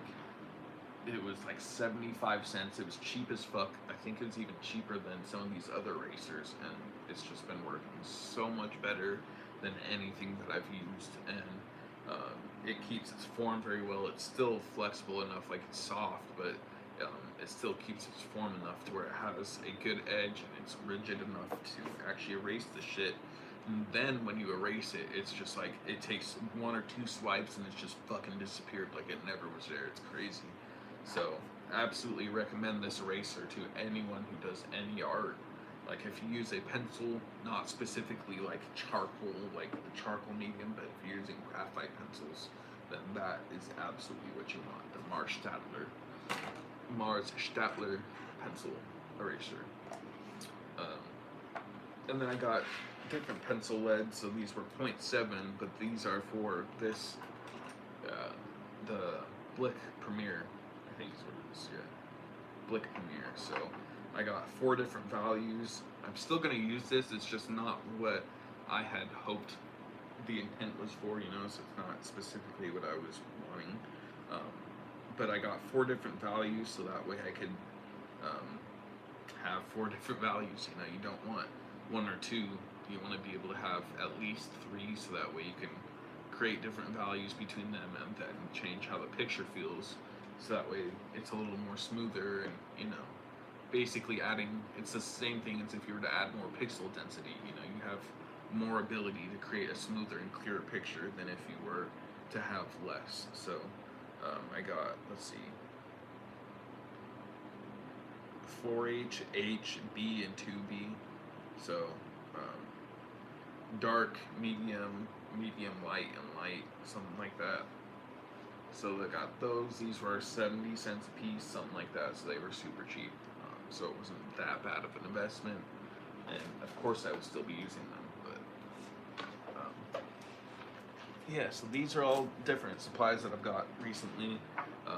This is the calligraphy ink that I got. I got some dip pens. It was the Speedball one. I can't remember the brand. But the Speedball calligraphy pack is like $11 or $12 or something, and it's very good. I would definitely recommend anyone starting out to get probably this blue one, the 6mm Pilot Parallel pen. So this is the largest one that they have. I definitely recommend these first. So $10. They have pre-filled ink cartridges and everything. It's easy to use. You don't have to figure out which ink you need because it's just a cartridge. They have different colors. You know, it's just, they're very convenient. They're very good for people to get into calligraphy, and they're cheap. You can find them everywhere. They have different sizes, so it's pretty much everything you need. I would start out with these, but if you're going like half a step or 1 step above that, and you're wanting to do a dip pen, then I would get the Speedball one. The Speedball calligraphy pack, like $10 to $12, depending on where it's at. And then it has 6 different nib types. 4 of them are like a version of a broad nib. So a broad nib just means that it's like the rectangular version, or like, you know, they can be a little bit skewed. So one side is a little sharper and the other side's a little lower kind of thing, like at an angle. But a broad nib is basically just a flat nibs like that. But then they have, I think, 2 of the pointed kind of script nibs, and those are good for pen and ink drawing, which is why I got them. Because not only do I do calligraphy, so I could use the other 4 nibs. So you can't use them on these, but so I could use those. But the 2 ones that are the 2 nibs that were more pointed, those are really good for pen and ink, and then, you know, just a bunch of different shit. So definitely recommend those to people. I got the Winsor & Newton calligraphy ink specifically for dip pen, so you have to be mindful of that when you're getting ink, because not all of them are dip pen specific, and so you need to make sure. This was $8 for the ink, I believe. It was very cheap, and that was the only 2 things that you need. I mean, paper, of course, but you just need the ink and then the calligraphy pack. You do have to break it in because there's kind of a coating on the calligraphy nibs when you get them, but other than that, they can use right out of the package, and they look very good. The ink, like this ink, is very nice as well. I don't know about other ones, but the ink that I got looks very good. It's a matte black ink because I didn't want it to be glossing all over the place and just super shiny, but very good value. You know, it's just a nice, good, solid color, and then you can do absolutely everything that you can think of. You can use it as a normal pen if you want to. You can use it for calligraphy art. You can use it for calligraphy lettering. So just very versatile, and it's a very cheap investment for, you know, $10. And then you can there's 6 nibs that come with it, but there's other nibs that you can use for it. So it's just the nib style is a little bit like, it's a cheap manufacturing, so it's just like a little slider that you put into the top of the Speedball. I think it's the barrel of the pen, so it just kind of push fits like a press fit into it. So but they do that to make it as cheap as possible. So, but Speedball calligraphy pack, Pilot Parallel pen, and either the 6mm or the 3.8mm.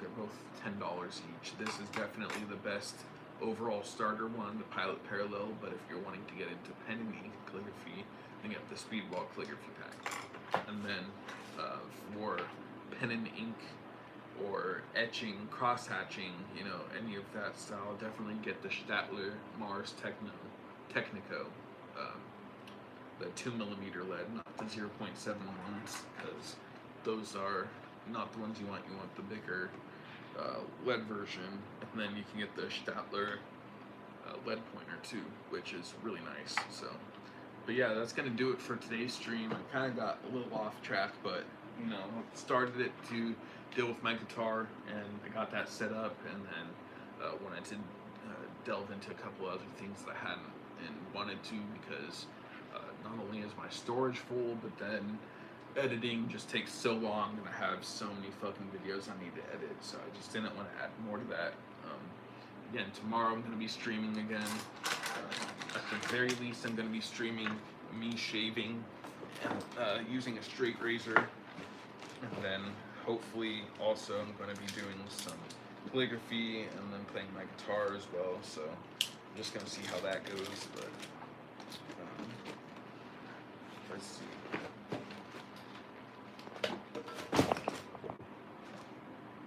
Also, if you see me like chewing on my lip, it's because I have cotton mouth like a motherfucker right now. So, all right.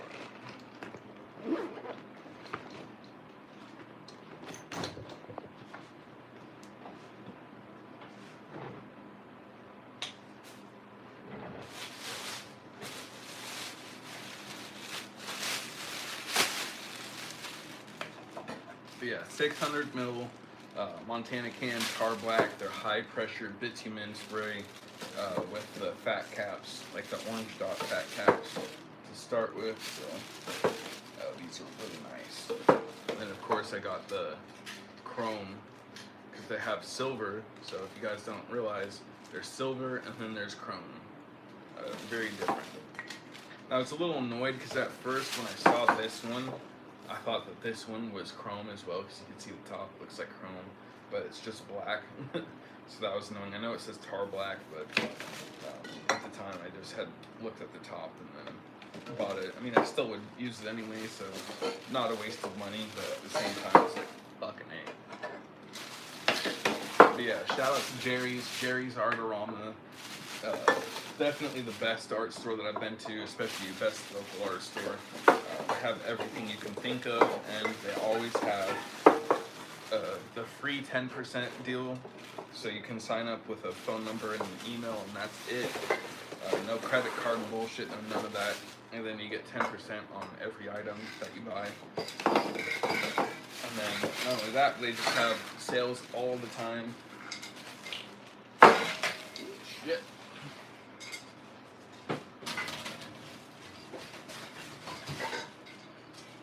Yeah, so got those.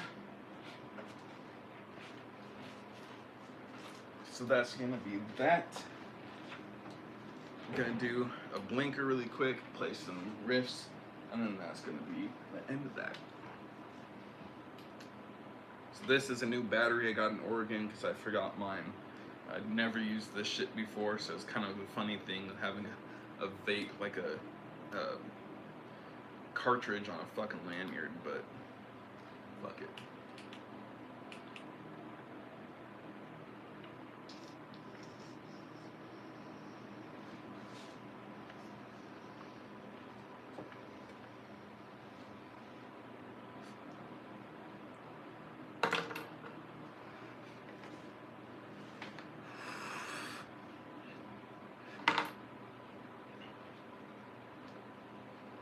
Also, let me know what you guys think of me changing the strings. And I haven't really shown you how it looks in depth, but if you think it sounds good and the strings are good, then let me know.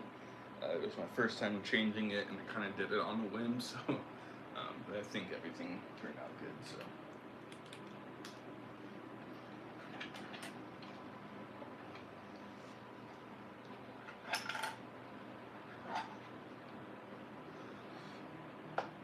Also, when I went to Oregon, I did bring my guitar. It was free. I did it with a carry-on.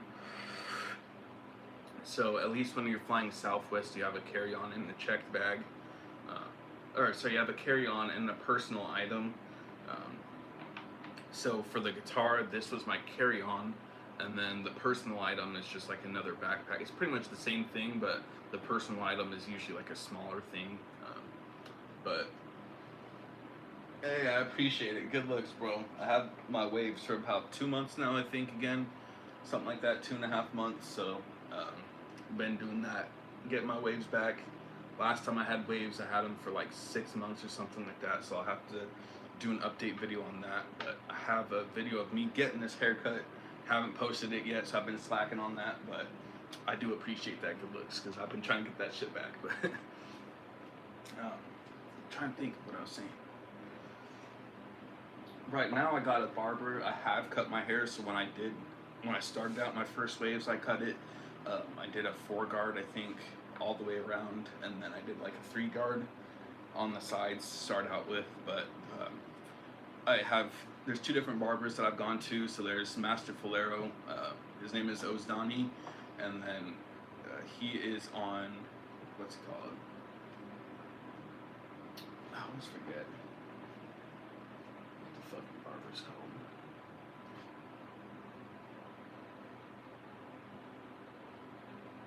Oh, it's Trendsetters Barbershop here in Mesa. So that is off of like Dobson and Southern. He's been an incredible barber. And then there's another barber that is at the same place. His name is Tulo. So shout out to Tulo. He's the one who did the haircut last time, and I recorded that as well. But on my page, I have 2 haircuts, I think, and both of those are by Ozdani or Master Fulero, and they're only $35, so they're really, really good deal. But last time I got my haircut, it was by Tulo. It was on the tight time limit, so I was going to a concert in Tucson or some shit like that day. So I appreciate it. Yeah, I can definitely have some videos. I've been slacking, but I can show different videos on how to cut your own hair, especially how to do waves and stuff. I've done how to do washing styles and stuff, but I have content recorded of just how to do everything with waves in general. So this is only 2 months of waves right now. So once I get a little more, and start brushing more, it'll get a lot better. But for now, it's been pretty good. So, but yeah, let's see.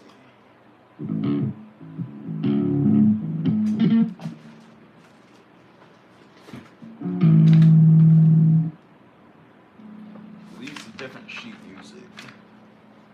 I don't need it for this part, but I'm just going to anyway, so that way I remember it.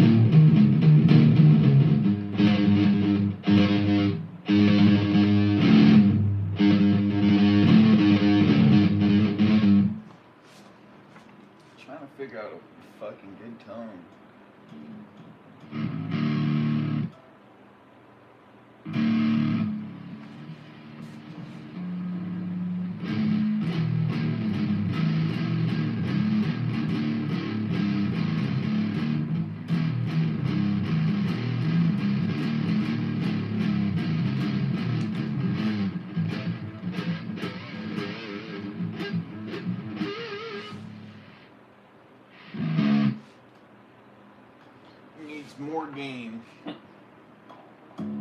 Dude, this space travel one fucking kills me.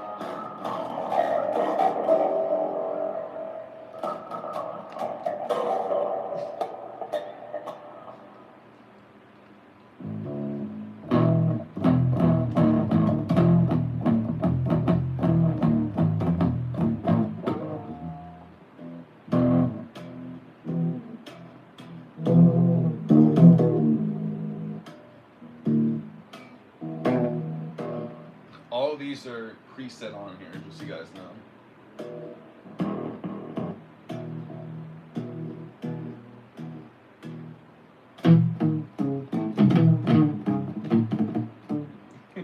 That fucking like that cut is so insane.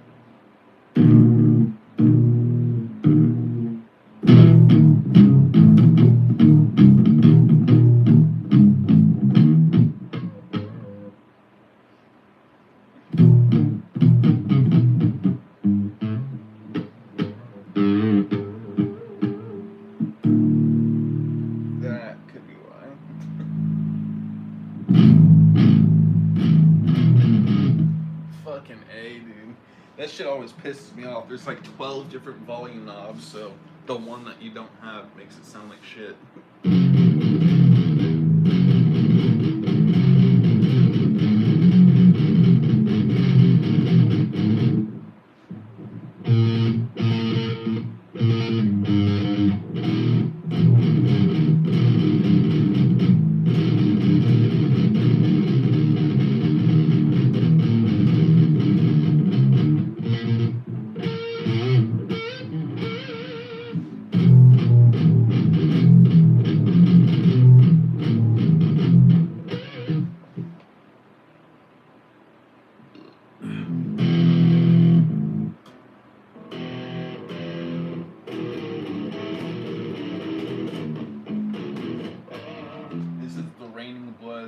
Preset they have in this.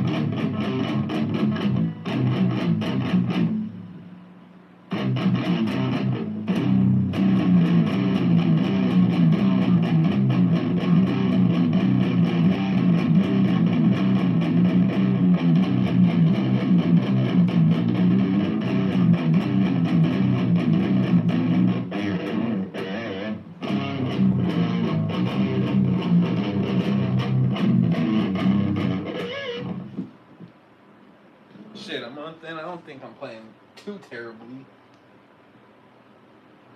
Where the fuck did I put this shit at?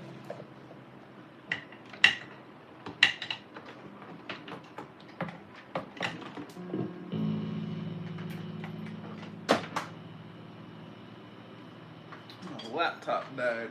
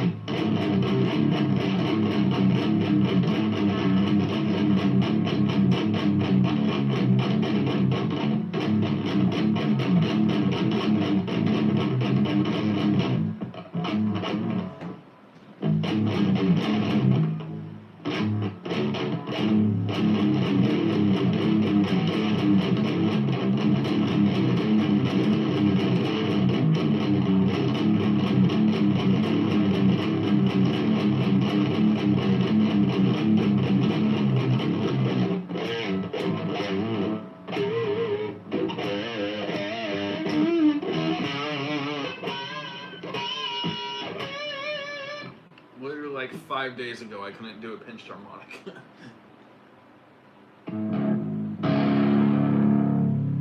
This is hash pipe.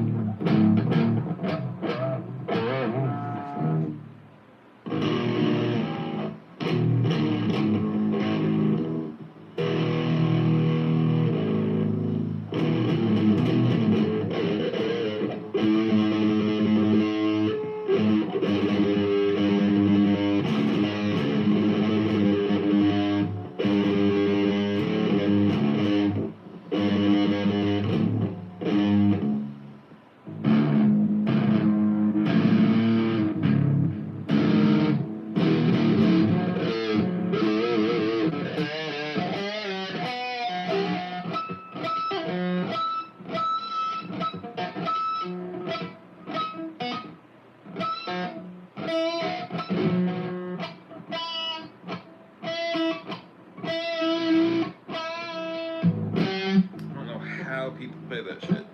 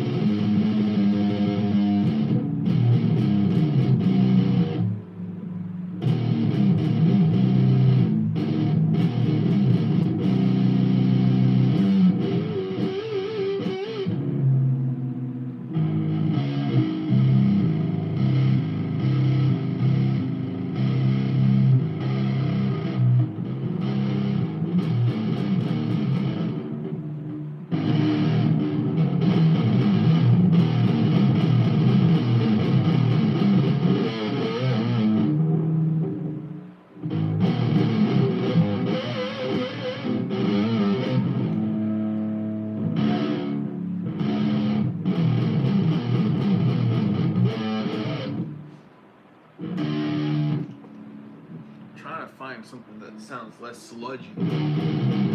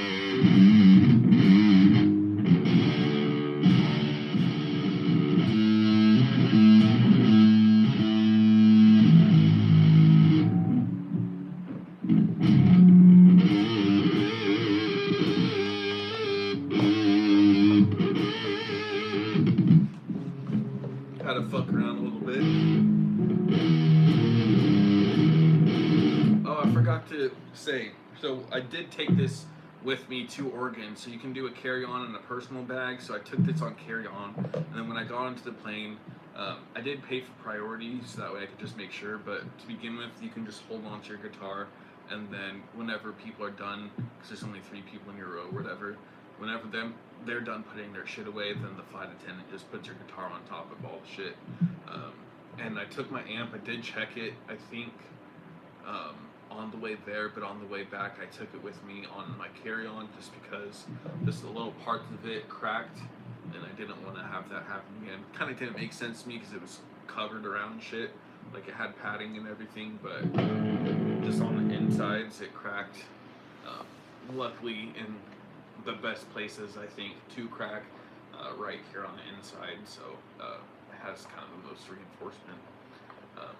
But somehow right here it cracked on the insides right here, and then it somehow ate a chip away on this corner.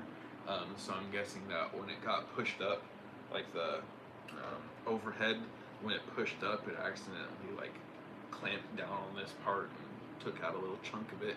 I have no other explanation for how that happened, because this amp is a month old and it's literally just been sitting in my room. So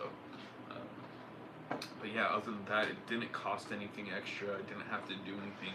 I chose to get priority, but other than that, you don't have to have priority. You can do what you call it. Basically, you just check in. It doesn't always work, of course, because you get put last sometimes. But you do the check-in 24 hours of when your flight is supposed to be. So, like, if it's 4 p.m. when your flight is, then the day before at 4 p.m. then you check in, and then it will, that's as soon as you can check in, and then it will give you your spot in your queue for when you get on the plane or whatever. So like I was row 11, but we were one of the first sets of people to board, even though I was technically in the 8th group because I had the priority. So if you want to, you can do it completely free. I literally only had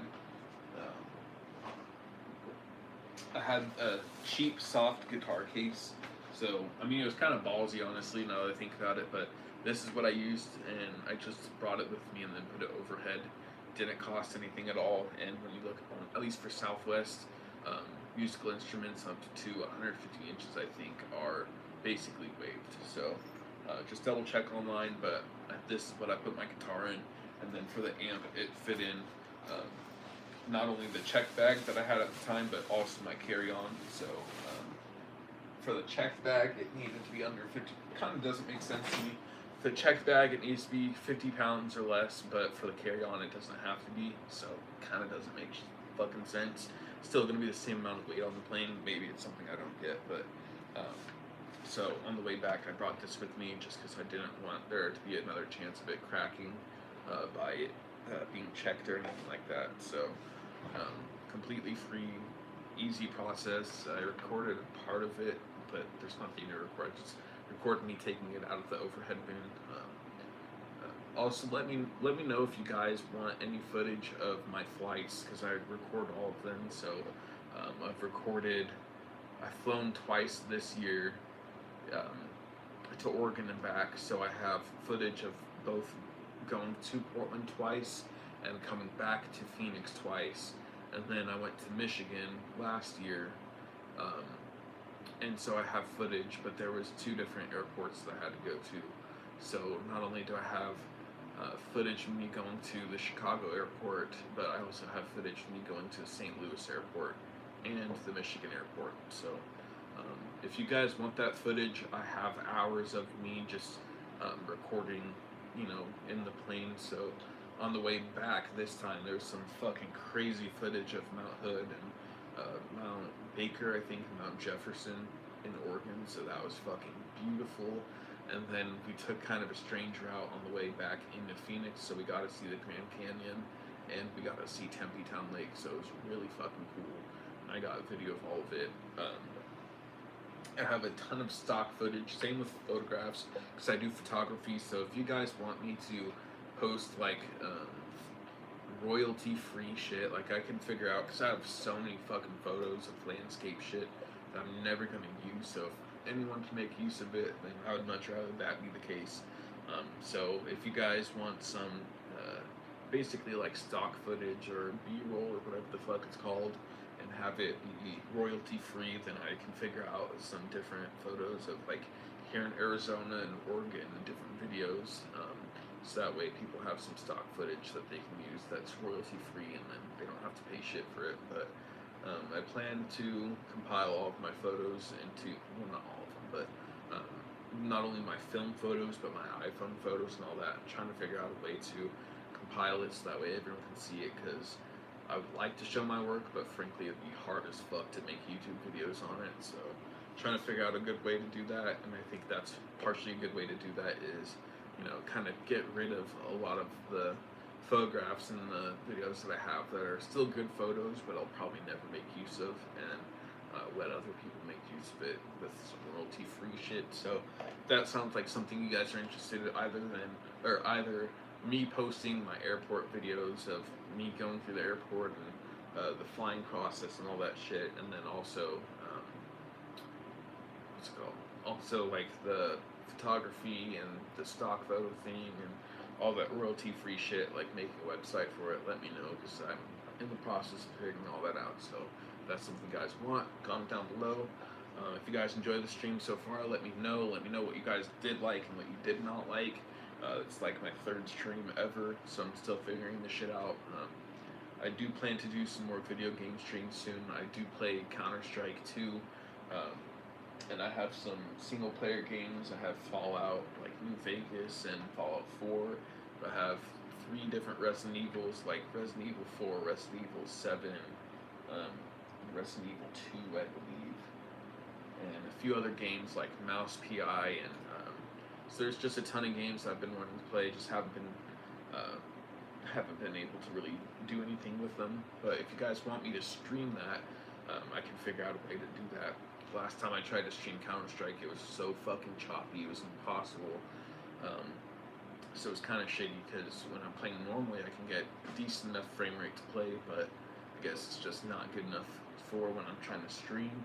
But for Xbox, I think it won't be an issue at all. So if you guys want me to play Mouse PI, Borderlands, Fallout, Resident Evil, there's a ton of different games I have. If you guys want that, then just comment down below, let me know what you guys want, and I'll do my best to help you guys with that footage and that content. So that's going to be the stream for today. Tomorrow's going to be me shaving. I need a shave. I look like shit right now. Cleaning up and looking nice, and then probably going to play some more guitar and probably do some calligraphy. So if you guys think that sounds cool, then stay tuned for tomorrow, and then I will show some more shit for my 360 waves as well, because I got a new brush, so I need to show that shit off. But that's going to do it for today. It's your boy 360 Sosa, SosaDoneDidThat, and I will see you guys in the next video. Peace.